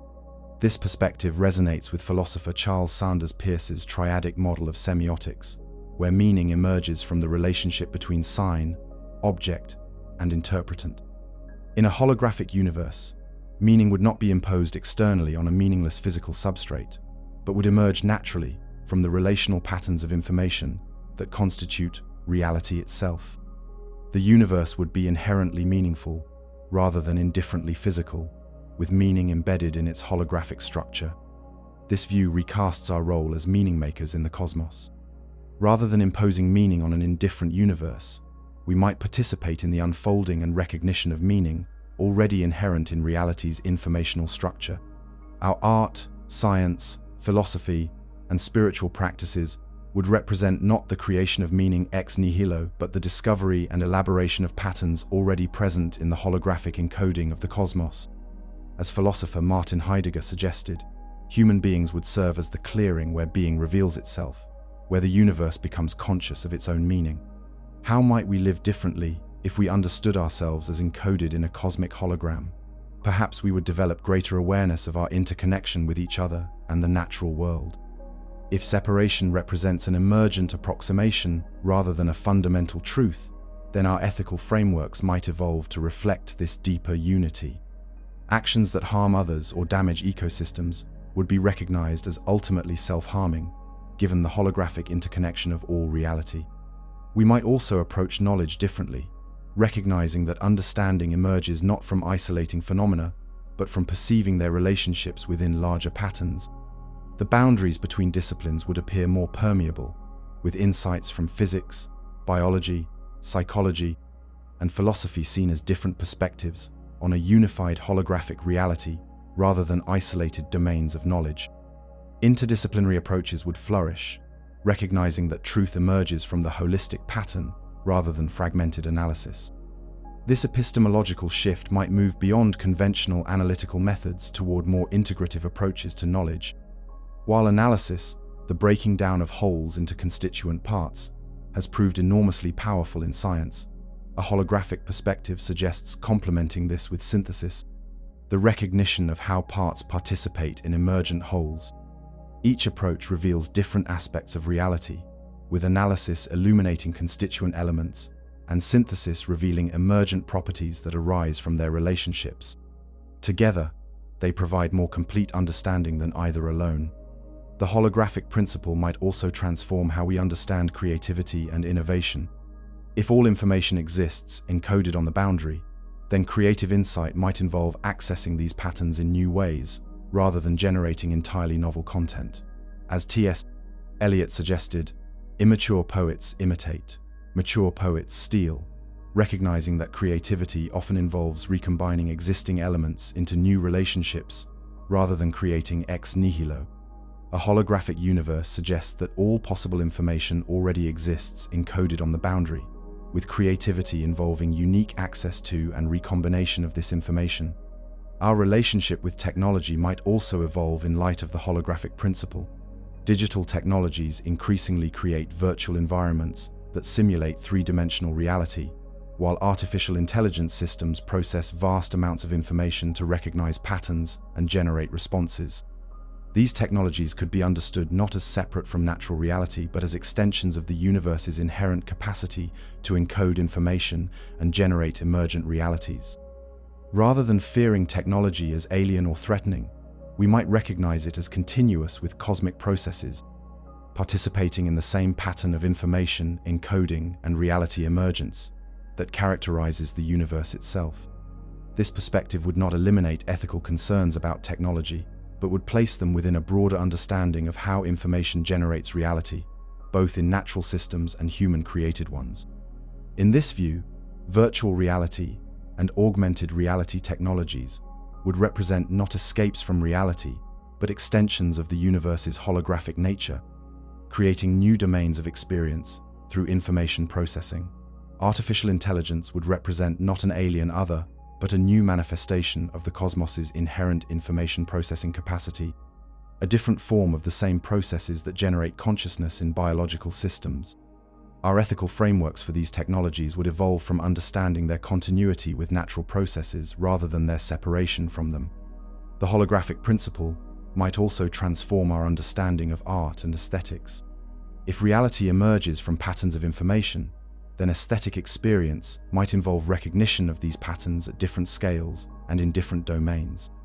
Beauty might arise not merely from subjective preference, but from resonance with the informational patterns that constitute reality itself.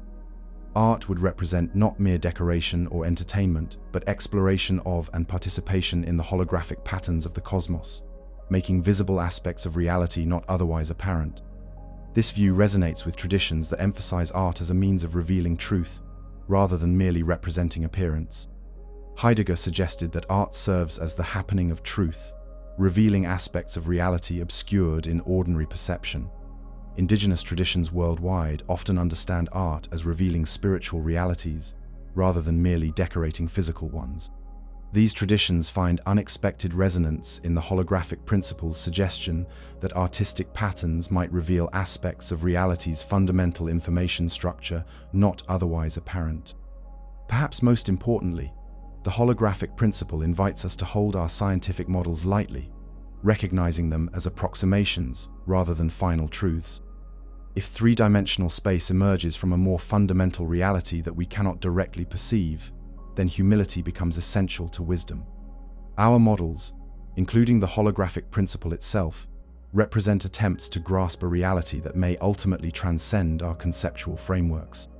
This scientific humility need not diminish the value of scientific inquiry, but could enhance it, freeing science from dogmatic attachment to particular models and opening it to continuous evolution.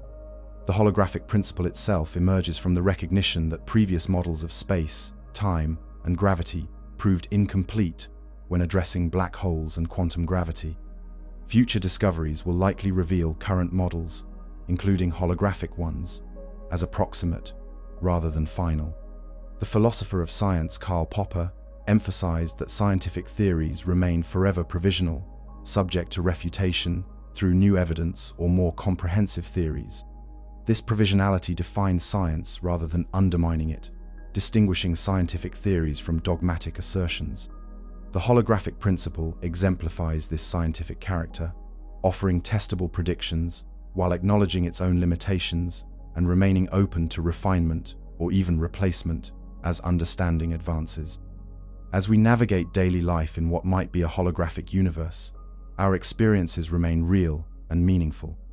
The ground remains solid beneath our feet, relationships continue to matter deeply, and our choices shape the unfolding of our lives. The holographic principle does not invalidate these experiences but offers a different understanding of their context, suggesting that they take place within an emergent reality connected through underlying information to the cosmic whole. The joys and sorrows, triumphs and failures, loves and losses that constitute our lives would remain significant within a holographic framework. Their meaning would not diminish but potentially deepen through recognition of their participation in the holographic unfolding of the cosmos. Our individual journeys would represent unique threads in the cosmic tapestry, distinctive manifestations of the universe, exploring its own nature through the myriad forms of existence. Whether or not the holographic principle ultimately proves correct in its details, it invites us to question our assumptions about reality and consider profound alternatives. Perhaps space is not fundamental, but emergent. Perhaps separation is not absolute, but approximate. Perhaps information and relationship lie at the heart of existence, rather than isolated substances or particles. These considerations alone can transform our understanding of ourselves and our place in the cosmos, opening new possibilities for meaning and connection in a universe more wonderful and mysterious than we had imagined. The invitation to reconsider our fundamental assumptions about reality represents perhaps the greatest gift of the holographic principle. It challenges us to look beyond appearances, to question what we take for granted, to consider possibilities that transcend our ordinary understanding. In doing so, it opens space for wonder, for recognition that reality may be far more extraordinary than our conventional frameworks suggest. The universe may indeed function like a vast cosmic hologram, with each part containing information about the whole, with three-dimensional experience emerging from two-dimensional encoding, with separation dissolving into connection at the most fundamental levels of existence. This possibility need not remain merely theoretical, but can inform how we live and relate to the world around us. We can practice perceiving the connections beneath apparent separations, recognizing patterns that link seemingly disparate phenomena, experiencing our fundamental unity with the natural world and with each other. We can approach knowledge with both analytical precision and synthetic integration, understanding both the parts and the wholes they form. We can create art, science, philosophy, and culture that reflects and extends the holographic patterns of reality, making visible what might otherwise remain hidden. Through these practices, we participate consciously in the holographic unfolding of the cosmos, the universe exploring its own nature through the unique perspectives we each embody. Among the most profound mysteries we face is the nature of our own consciousness. How does the physical brain generate subjective experience? How do electrochemical signals between neurons create the richness of perception, the depth of emotion, the sense of selfhood? These questions have challenged philosophers and scientists for centuries, creating what philosopher David Chalmers calls the hard problem of consciousness. Remarkably, certain theories of consciousness draw inspiration from the same holographic principles we have been exploring in physics, suggesting unexpected connections between the cosmos and the mind. In the 1000, 1960s, neuroscientist Carl Pribram began developing what would eventually be called the holographic brain theory. Working initially independently from developments in physics, Pribram was searching for a model that could explain certain puzzling features of memory and perception.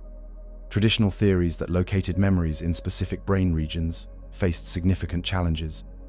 Experiments showed that removing portions of the brain often did not eliminate specific memories, but rather degraded memory quality generally. Somehow, memory seemed distributed throughout the brain rather than localized in particular areas. Pribram found a potential answer in holography.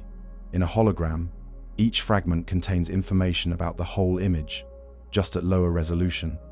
If the brain stored information holographically, this would explain why memories persist despite localized brain damage. The information would be encoded across wide regions of neural tissue, with each region participating in many different memories. Damage would reduce the overall resolution of memory without eliminating specific memories entirely. This holographic model extended beyond memory to perception and cognition more broadly. Pribram proposed that the brain analyzes incoming sensory information through something like Fourier transforms, mathematical operations that convert spatial patterns into frequency distributions. The brain would process these frequency distributions holographically, reconstructing the three-dimensional world we perceive from complex patterns of neural activity. Our conscious experience would emerge as a kind of internal hologram, a reconstruction of reality rather than a direct perception. When Pribram learned of physicist David Bohm's holographic model of the universe, he recognized profound parallels with his own work on the brain. Both proposed that reality as we experience it emerges holographically from deeper patterns of information. Both suggested that the appearance of localization and separation masks a more fundamental interconnection. Both indicated that the part contains information about the whole in ways that transcend conventional understanding. Together, they began exploring the implications of holographic principles for understanding both cosmos and consciousness. From this collaboration emerged a more comprehensive theory, sometimes called the holonomic brain model. This model proposes that the brain operates on principles similar to those suggested by the holographic principle in physics. Just as the holographic principle suggests that three-dimensional space emerges from two-dimensional information on a boundary, the holonomic brain model suggests that our three-dimensional conscious experience emerges from patterns of information processing in the brain. At the neural level, this model focuses on dendrites, the branching structures of neurons that receive signals from other neurons. The complex interference patterns of wave-like electrochemical signals in dendritic networks could create something analogous to a holographic plate, encoding vast amounts of information in distributed patterns rather than localized storage. These patterns would constantly update as new information arrives, creating a dynamic internal model of reality that forms the basis of conscious experience. The holonomic brain model makes several testable predictions. It suggests that memory recall involves reconstructing interference patterns similar to those present during memory formation. It predicts that consciousness emerges not from isolated neural activity, but from coherent patterns across large neural networks. It indicates that the brain processes information in the frequency domain as well as the spatial domain, using phase relationships between neural oscillations to encode and process information. Research has provided some support for these predictions. Brain imaging studies reveal that memory recall activates many of the same brain regions involved in the original experience, consistent with a reconstructive process. Large-scale neural synchrony, where widely distributed neurons fire in coordinated patterns, appears crucial for consciousness and cognitive processing. And neural oscillations at different frequencies play essential roles in perception, attention, and memory, with phase relationships between these oscillations carrying significant information. However, the holonomic brain model remains speculative and controversial. Many neuroscientists favor more conventional approaches, focusing on specific neural circuits and computational processes rather than holographic principles. The direct evidence for holographic information processing in the brain remains limited, with alternative explanations available for many of the phenomena the model addresses.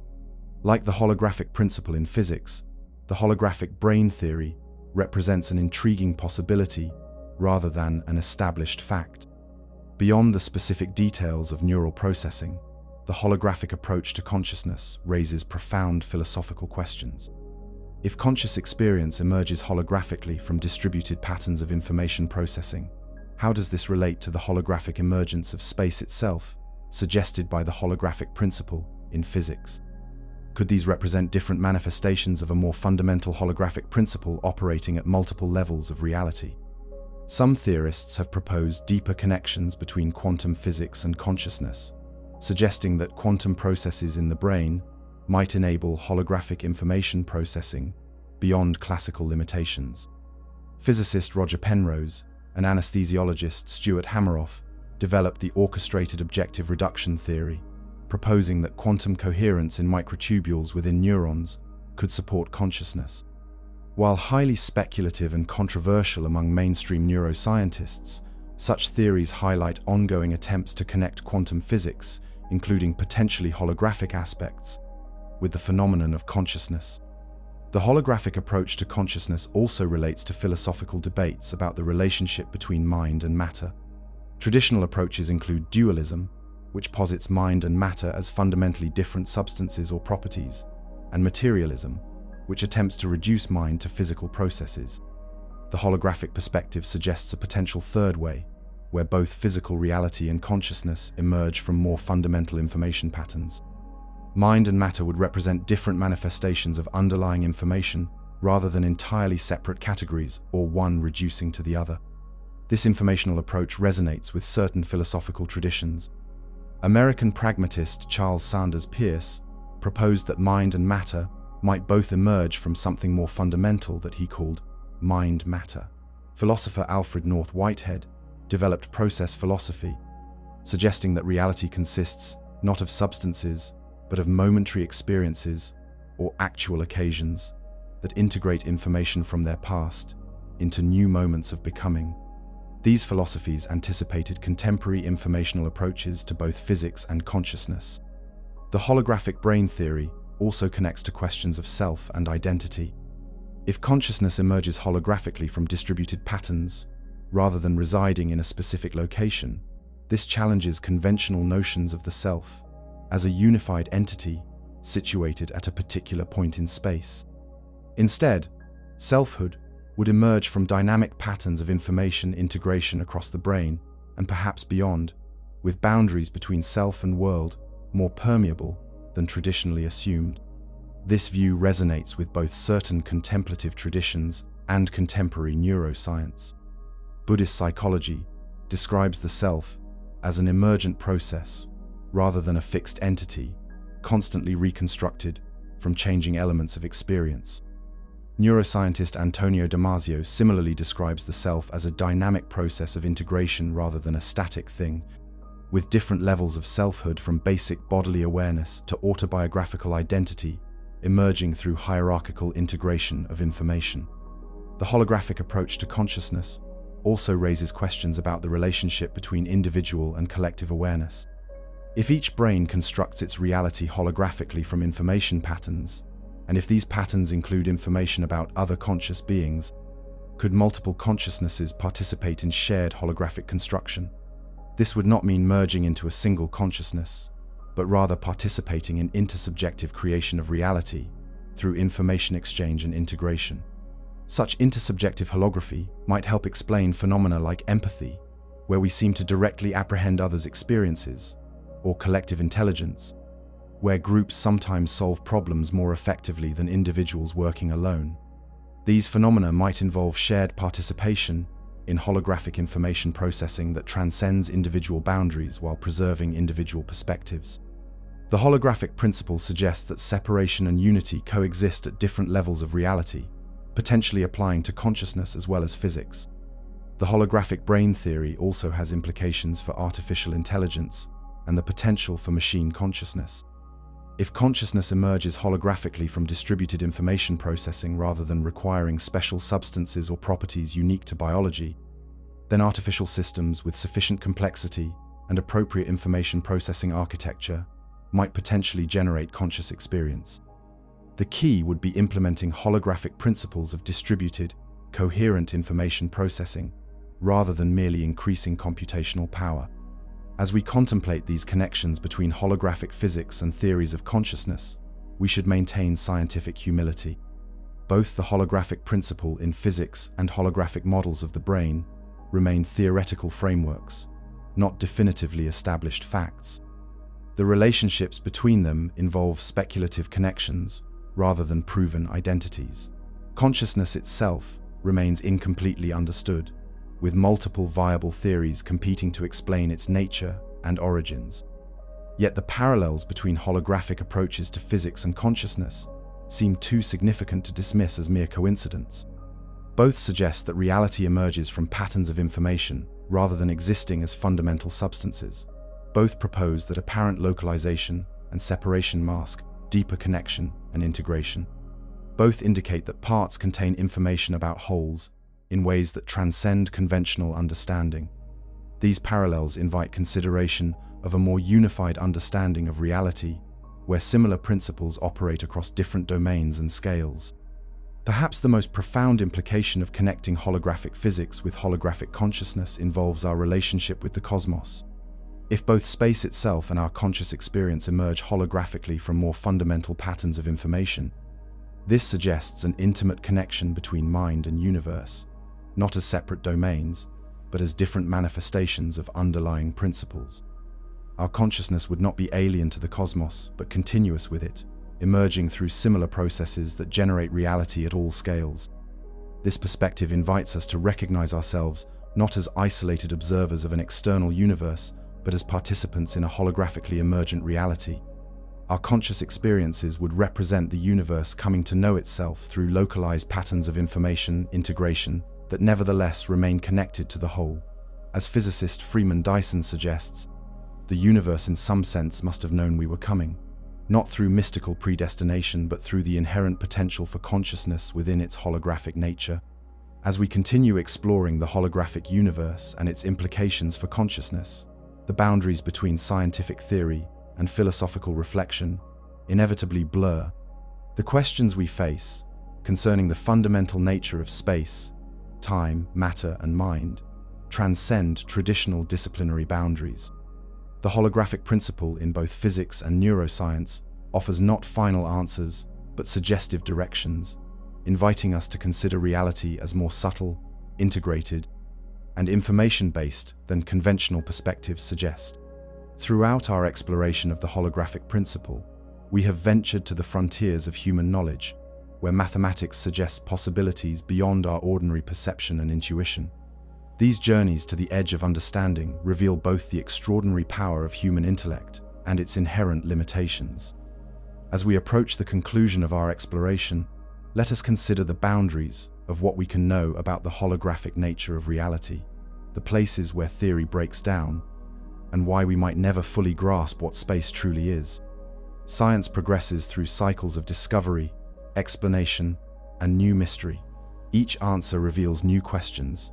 Each insight opens new horizons of ignorance. The holographic principle exemplifies this pattern.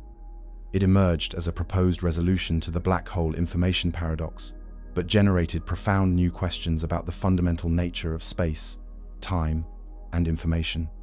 As we push toward more comprehensive understanding, we inevitably encounter limits imposed by our experimental capabilities, mathematical tools, and even the structure of human cognition itself. One fundamental limitation stems from the Planck scale, the incredibly small length at which quantum gravitational effects become significant. The Planck length, approximately 10 to the power of negative 35 meters, represents the scale at which the smooth, continuous fabric of spacetime might dissolve into discrete quantum structures. Yet this scale lies far beyond our direct experimental reach. The most powerful particle accelerators achieve energies billions of times too low to probe Planck-scale physics directly. We must rely on indirect evidence and mathematical consistency to guide our theories at this scale. This experimental limitation means that theories like the holographic principle remain speculative despite their mathematical elegance. We cannot directly observe whether space has a holographic structure or whether information is encoded on boundaries rather than distributed throughout volumes. We must infer these possibilities from theoretical considerations and search for indirect evidence that might support or challenge them. This indirect approach inevitably leaves room for multiple interpretations and competing theories.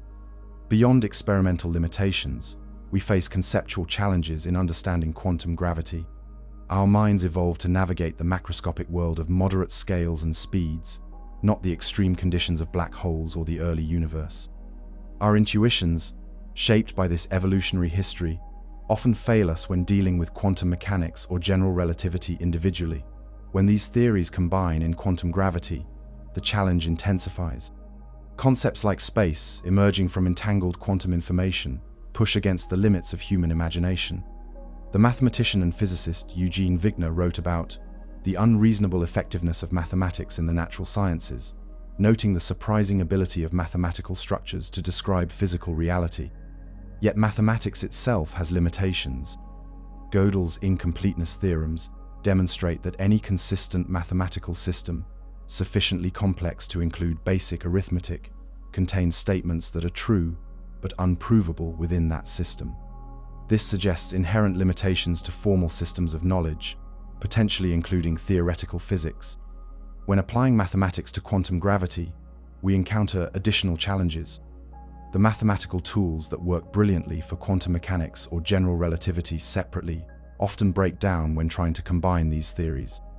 Infinities appear in calculations, requiring techniques like renormalization to extract meaningful results. Different mathematical approaches to quantum gravity, from string theory to loop quantum gravity to causal set theory, employ different formalisms that prove difficult to reconcile or compare directly. The holographic principle in its most precise formulation, the anti-de Sitter conformal field theory correspondence, applies specifically to universes with negative cosmological constant, unlike our universe, which appears to have a positive one.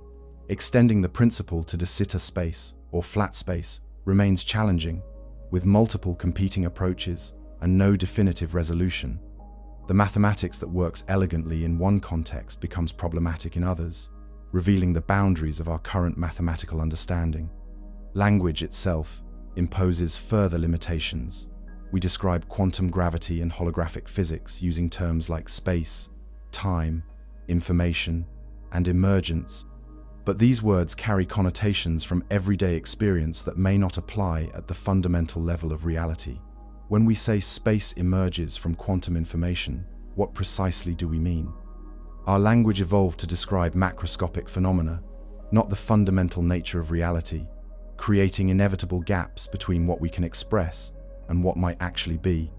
Philosopher Ludwig Wittgenstein famously wrote, "Whereof one cannot speak, thereof one must be silent," acknowledging the limits of language to express certain truths. Yet, theoretical physics pushes against these limits, using mathematics to reach beyond what ordinary language can express, creating specialized vocabularies that approximate these mathematical insights. Still, something may be lost in translation, especially when communicating these ideas beyond the community of specialists who work directly with the mathematics. The philosopher of science, Thomas Kuhn, described how science progresses through paradigm shifts, where established frameworks give way to new ones that better explain accumulating evidence and resolve persistent anomalies. The holographic principle potentially represents such a paradigm shift, suggesting that space itself emerges from more fundamental quantum information rather than existing as a primary reality.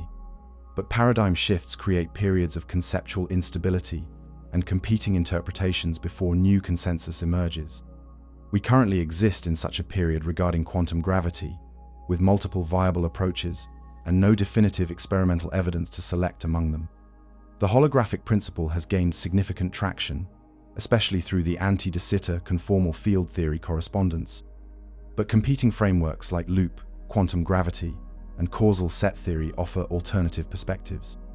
We lack decisive experiments to determine which approach, if any, correctly describes quantum gravity in our universe. Beyond these scientific and philosophical challenges lies a more personal limitation: the finitude of human life and cognition. Individual scientists can master only portions of the vast mathematical and theoretical landscape relevant to quantum gravity. Progress requires collaboration across specialties and generations, with insights accumulating gradually through collective effort. Even the most brilliant individual glimpses only fragments of the complete picture that might eventually emerge from this collective enterprise. Moreover, our cognitive architecture itself may limit our ability to fully grasp reality at its most fundamental level. Our minds construct models and representations of reality, optimized for survival and reproduction in specific environments, not for understanding quantum gravity. While mathematics extends our cognitive reach beyond direct intuition, we still approach problems with brains evolved for finding food and avoiding predators, rather than contemplating higher dimensional topology or information-theoretic entropy bounds. These limitations do not render the scientific quest futile, but rather define its character as an ongoing, collective human endeavor rather than a completed achievement. The holographic principle represents not a final answer, but a direction of inquiry, a framework that organizes certain insights, while inevitably remaining incomplete. Its value lies not only in what it explains, but in the new questions it generates and the conceptual doors it opens. Despite these limitations, we have made remarkable progress in understanding quantum gravity and the potential holographic nature of reality. The resolution of the black hole information paradox through holographic encoding represents a significant breakthrough.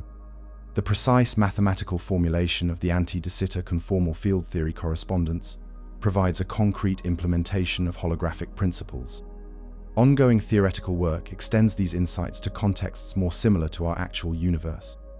The history of science suggests that current limitations may yield to future advances.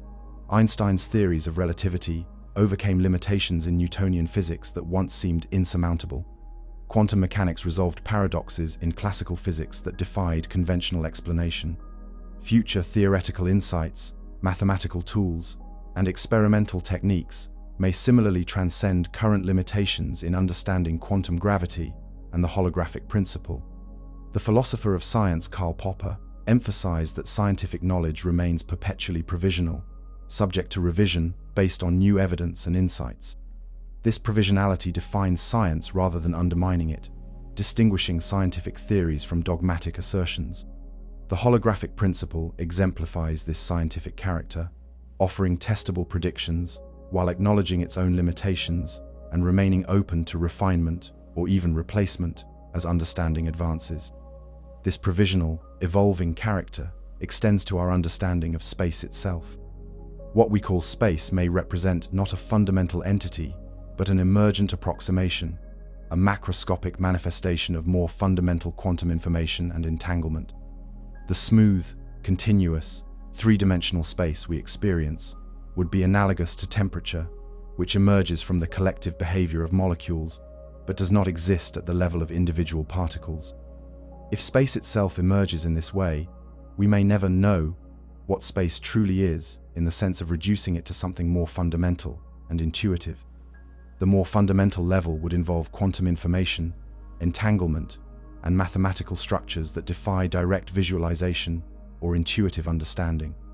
We might develop increasingly precise mathematical descriptions without ever capturing these foundations in terms accessible to direct human intuition. This situation recalls Immanuel Kant's distinction between phenomena, things as they appear to us, and noumena, things as they exist in themselves. Kant proposed that we inevitably experience reality through the structures of our own cognition, never accessing the things in themselves directly.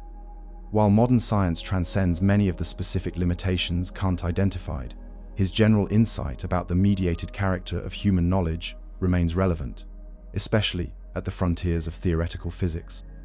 The mystery of what space truly is connects to broader philosophical questions about the nature of explanation and understanding. When we explain one phenomenon in terms of another, we inevitably reach a point where further reduction becomes impossible or meaningless. If space emerges from quantum information and entanglement, we might ask what quantum information truly is, leading to an infinite regress of explanation. At some point, we must accept certain concepts or principles as foundational, at least provisionally. This acceptance of mystery does not represent defeat, but maturity in our relationship with knowledge. The physicist Richard Feynman famously noted, "I think I can safely say that nobody understands quantum mechanics," acknowledging the gap between mathematical description and intuitive comprehension. Similarly, We might develop increasingly precise mathematical descriptions of holographic emergence without ever fully bridging the gap to intuitive understanding of what space truly is. Perhaps most profoundly, the limitations we encounter in understanding quantum gravity and the holographic principle remind us of our place in the cosmos. We are not detached observers, but participants in the reality we seek to understand, with perspectives inevitably shaped by our specific position within that reality. Our knowledge remains perspectival rather than absolute, even as mathematics and theory extend our perspective beyond immediate experience.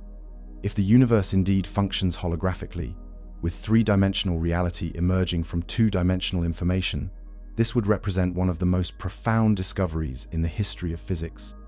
Yet even this extraordinary insight would represent not an endpoint but a waypoint in the ongoing human quest to understand reality. Beyond the holographic principle lie further mysteries about the nature of information, the origin of physical laws, and perhaps deeper principles not yet glimpsed. As we approach the conclusion of our exploration, we should celebrate both what we have learned and what remains unknown. The holographic principle offers a revolutionary perspective on space, time, gravity, and information, suggesting connections and possibilities beyond conventional understanding. Yet it also reveals the boundaries of current knowledge, the places where theory becomes tentative and intuition falters. In these boundary regions, at the edges of understanding, we encounter both the limitations of human knowledge and the wonder that drives us to transcend those limitations. The ongoing search for understanding exemplifies what philosopher Karl Jaspers called philosophical faith, a commitment to seeking truth while acknowledging the impossibility of final, complete knowledge. This philosophical faith sustains scientific inquiry not despite but because of the mysteries we encounter. The edges of understanding represent not walls that confine us, but horizons that invite us forward into ever deeper exploration of the extraordinary cosmos we inhabit. As our journey through the holographic universe draws to a close, we return to the central metaphor that has guided our exploration. Surface and depth, boundary and interior, the two-dimensional and the three-dimensional. Throughout the natural world, surfaces encode profound information about what lies within, from the spiral pattern of a nautilus shell, revealing its internal structure, to the horizon of a black hole, encoding everything that fell inside. Consider how the skin of an apple bears the signature of the fruit's development, its color and texture telling stories of sunlight, soil, and seasons. Or how the surface of our planet, viewed from space, reveals the dance of weather systems, the slow drift of continents, the spread of forests and deserts. The boundary between an object and its environment often serves as the interface where information is exchanged, where the interior makes itself known to the exterior. Nature favors these economies of expression, encoding complex volumes with elegant surfaces. The holographic principle suggests that this relationship between surface and depth may be more than metaphorical. The three-dimensional reality we inhabit, with its vast cosmic expanses and intricate subatomic landscapes, might emerge from information encoded on a distant two-dimensional boundary. Like a hologram projecting a three-dimensional image from a flat surface, our universe might reconstruct itself from quantum information stored on a cosmic horizon. The mathematics of quantum gravity increasingly points toward this possibility. The entropy of black holes scales with area rather than volume. The anti-de Sitter conformal field theory correspondence demonstrates exact equivalence between theories of different dimensionality. The entanglement structure of quantum fields creates geometric connections that reconstruct space-time itself. These diverse lines of evidence converge on the revolutionary suggestion that reality may be holographic, that the dimension of depth may emerge from encoding on a boundary. This perspective transforms our understanding of space itself. The apparently empty void between objects would not be nothing but something, not absence but presence, a dynamic field of quantum information, reconstructing three-dimensional reality from two-dimensional encoding. Every cubic centimeter of seemingly empty space would teem with information, with the vacuum itself representing not emptiness, but the canvas on which reality paints itself from boundary information. What we perceive as vacuum, the emptiness between galaxies or between subatomic particles, would represent not the absence of reality, but a different manifestation of it. like the spaces between notes in music that give rhythm meaning, like the pauses between words that give speech comprehension. The apparent emptiness of space would constitute an essential aspect of the cosmic hologram, the ground against which figures emerge, the silence from which sound arises. Emptiness and form would represent complementary aspects of a single holographic unfolding. The most profound scientific insights often involve recognizing unity beneath apparent diversity, connection beneath apparent separation. Newton united the falling apple with the orbiting moon through universal gravitation. Maxwell united electricity and magnetism through electromagnetic fields. Einstein united space and time through spacetime. The holographic principle continues this tradition, suggesting unity between boundary and bulk, between two-dimensional information and three-dimensional reality. Throughout history, these unifications have transformed not just our knowledge, but our understanding of what knowledge itself means. Each reveals that apparently different phenomena represent manifestations of deeper principles, that diversity at one level emerges from unity at another. The holographic principle may represent the next such unification, revealing space itself as emergent rather than fundamental, suggesting that the very arena in which physical reality plays out arises from more basic informational principles. Throughout our exploration, we have seen how this principle emerged from attempts to reconcile quantum mechanics with general relativity, particularly in the context of black holes. The discovery that black hole entropy scales with surface area rather than volume provided the first hint of holography in physics. The black hole information paradox drove theorists to consider how information might be encoded on horizons rather than lost within them. These investigations at the extremes of physics revealed principles potentially applicable throughout reality. Black holes represent cosmic laboratories, where the ordinary rules of space and time break down, where the extraordinary densities of matter and energy reveal deeper principles beneath familiar physics. Just as extreme conditions in terrestrial laboratories often uncover new phenomena, the extreme conditions of black holes unveil aspects of reality hidden in more ordinary circumstances. The holographic principle first emerged from these cosmic extremes before suggesting a new understanding of reality everywhere. The most precise mathematical formulation of these principles, the anti-de Sitter conformal field theory correspondence, demonstrates exact equivalence between a gravitational theory in higher dimensions and a quantum theory without gravity in lower dimensions.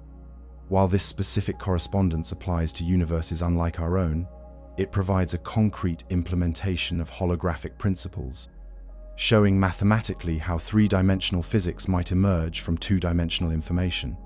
This 25-year-old correspondence continues to drive research today, with physicists still working to develop similar holographic descriptions for universes more like our own. The mathematics remains challenging, the concepts counterintuitive, the experimental evidence indirect. Yet the theoretical consistency and explanatory power of holographic approaches continue to inspire exploration at the frontiers of physics. The ongoing research spans multiple domains, from applying holographic principles to understand exotic states of matter, like strange metals and high-temperature superconductors, to developing new approaches to quantum information theory, to extending holographic ideas to cosmology and the origins of the universe. What began as an attempt to resolve paradoxes in black hole physics has blossomed into a framework with implications across theoretical physics, suggesting connections between apparently disparate phenomena through the common language of holography. Beyond the mathematics and theory lies the profound question of what this means for our understanding of ourselves and our place in the cosmos. If our three-dimensional reality emerges from two-dimensional information, we too exist within this emergence. Our bodies, our brains, our conscious experiences all participate in the holographic nature of reality. We are not merely in the universe, but of it, manifestations of its holographic unfolding. Our seemingly solid bodies, composed of atoms and molecules arranged in complex patterns, would represent particular organizations of the underlying holographic information. The processes of life, from metabolism to reproduction to consciousness itself, would constitute dynamic patterns within this information field, eddies in the cosmic flow of holographic emergence. Our distinctiveness as living beings would arise not from separation from the cosmos, but from particular patterns of participation in its holographic nature. this perspective need not diminish our sense of meaning or significance. Like characters in a great novel, who remain meaningful despite existing within a medium of mere ink on paper, our lives retain their depth and importance, even if reality proves holographic. Indeed, the holographic principle might enhance rather than reduce our sense of connection with the cosmos, revealing deeper unity beneath apparent separation. The meaning we experience in love, in creative endeavor, in intellectual discovery, in compassion and service would remain real within the holographic framework, representing patterns of particular significance within the cosmic information field. If anything, the holographic principle suggests that meaning itself might be embedded in the structural relationships of reality rather than imposed externally by conscious beings. Meaning would emerge naturally from patterns of connection within the holographic information, with conscious beings representing particular nodes of recognition rather than sole creators of significance. As we gaze at the night sky, seeing stars scattered across the vast darkness, we might consider that this depth we perceive emerges from information encoded on a distant boundary. The apparent separations between objects, between ourselves and the world, between one moment and the next, might represent approximations rather than absolutes. Beneath these apparent divisions might lie deeper connection, with everything ultimately encoded together on the boundary of everything. The starlight reaching our eyes carries information across billions of light years, connecting us to events in the distant cosmos and the distant past. Yet in a holographic universe, our connection to those stars might prove deeper still, with both observer and observed participating in the same holographic emergence, both reconstructed from the same boundary information. The physical separation measured in light years would exist within the emergent space-time, while at the level of the holographic encoding, star and observer might remain intimately connected, parts of a unified information structure. The poet William Blake wrote of seeing a world in a grain of sand and a heaven in a wild flower. This poetic intuition finds unexpected resonance in the holographic principle, which suggests that information about the whole might be present in each part, that the macrocosm and microcosm connect in ways that transcend conventional understanding. The universe might indeed be, in some sense, present in each fragment, with the boundaries between part and whole more permeable than we typically recognize. Similarly, ancient spiritual and philosophical traditions worldwide speak of finding the infinite within the finite, of discovering the universal within the particular. From the Hermetic axiom, as above, so below, to the Zen Buddhist vision of a universe in a grain of rice, from the Hindu notion of Atman, reflecting Brahman, to the Kabbalistic concept of the divine light present in all things, humans have long intuited connections between part and whole that transcend simple physical relationships. The holographic principle offers a framework where such intuitions find unexpected parallels in mathematical physics. If we are indeed shadows cast on a cosmic screen, projections of information encoded on a distant boundary, we remain no less beautiful, no less significant, no less real for that. The shadow dance of existence would retain its wonder, with the patterns we create through our lives representing unique manifestations of the universe's holographic unfolding. We would remain characters in the cosmic story, participants in its ongoing creation rather than mere passive observers. Shakespeare wrote that, "All the world's a stage, and all the men and women merely players," yet this recognition of life as performance diminishes neither the beauty of the play nor the significance of the roles. Similarly, recognizing ourselves as holographic manifestations of underlying information patterns would diminish neither the beauty of existence nor the significance of our participation. The cosmic performance would remain real and meaningful, with each conscious being offering a unique perspective on and contribution to the unfolding drama. As our exploration concludes, we might imagine the universe folding in on itself, layer by layer, like an origami creation collapsing back into a flat sheet. The three-dimensional structures would disappear, yet all their information would remain, encoded in the crease patterns on the surface. Nothing would be lost, only transformed, the depth temporarily vanishing, yet remaining potential within the surface pattern. The origami master studies these crease patterns, reading in the flat sheet the three-dimensional form it will become. With practiced hands, they bring that form into being, transforming 2 dimensions into 3 through precise folding. Similarly, The laws of physics might represent the transformational principles that reconstruct three-dimensional reality from two-dimensional information, that unfold the cosmos from its boundary encoding, that manifest depth from surface through mathematical operations of extraordinary precision and elegance. This image captures something of what the holographic principle suggests about reality itself. The apparent depth and solidity of our three-dimensional world might emerge from patterns of quantum information on a distant boundary, with nothing lost in this emergence, only transformed from one manifestation to another. The universe would be both boundary and bulk, both surface and depth, depending on how we observe it. This dual nature recalls the complementarity principle in quantum mechanics, where light manifests as either wave or particle depending on how it is measured. Neither description captures the complete reality, yet both prove necessary for full understanding.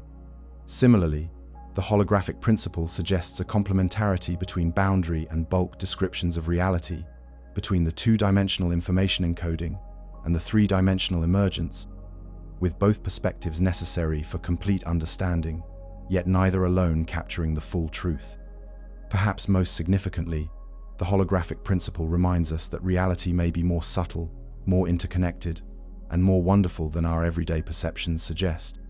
The apparent solidity and separation we experience might mask deeper unity and connection, with everything ultimately participating in a single holographic unfolding. This perspective invites us to approach existence with both analytical curiosity and poetic appreciation, recognizing both the patterns we can mathematically describe and the mystery that transcends complete description. The universe invites both the scientist's precise measurement and the poet's wonder, both the mathematician's equations and the mystic's awe. These seemingly different approaches represent complementary perspectives on the same reality, different ways of engaging with the cosmic hologram. The equations that describe holographic emergence and the metaphors that render it comprehensible both illuminate aspects of a truth too vast for any single mode of understanding to capture completely.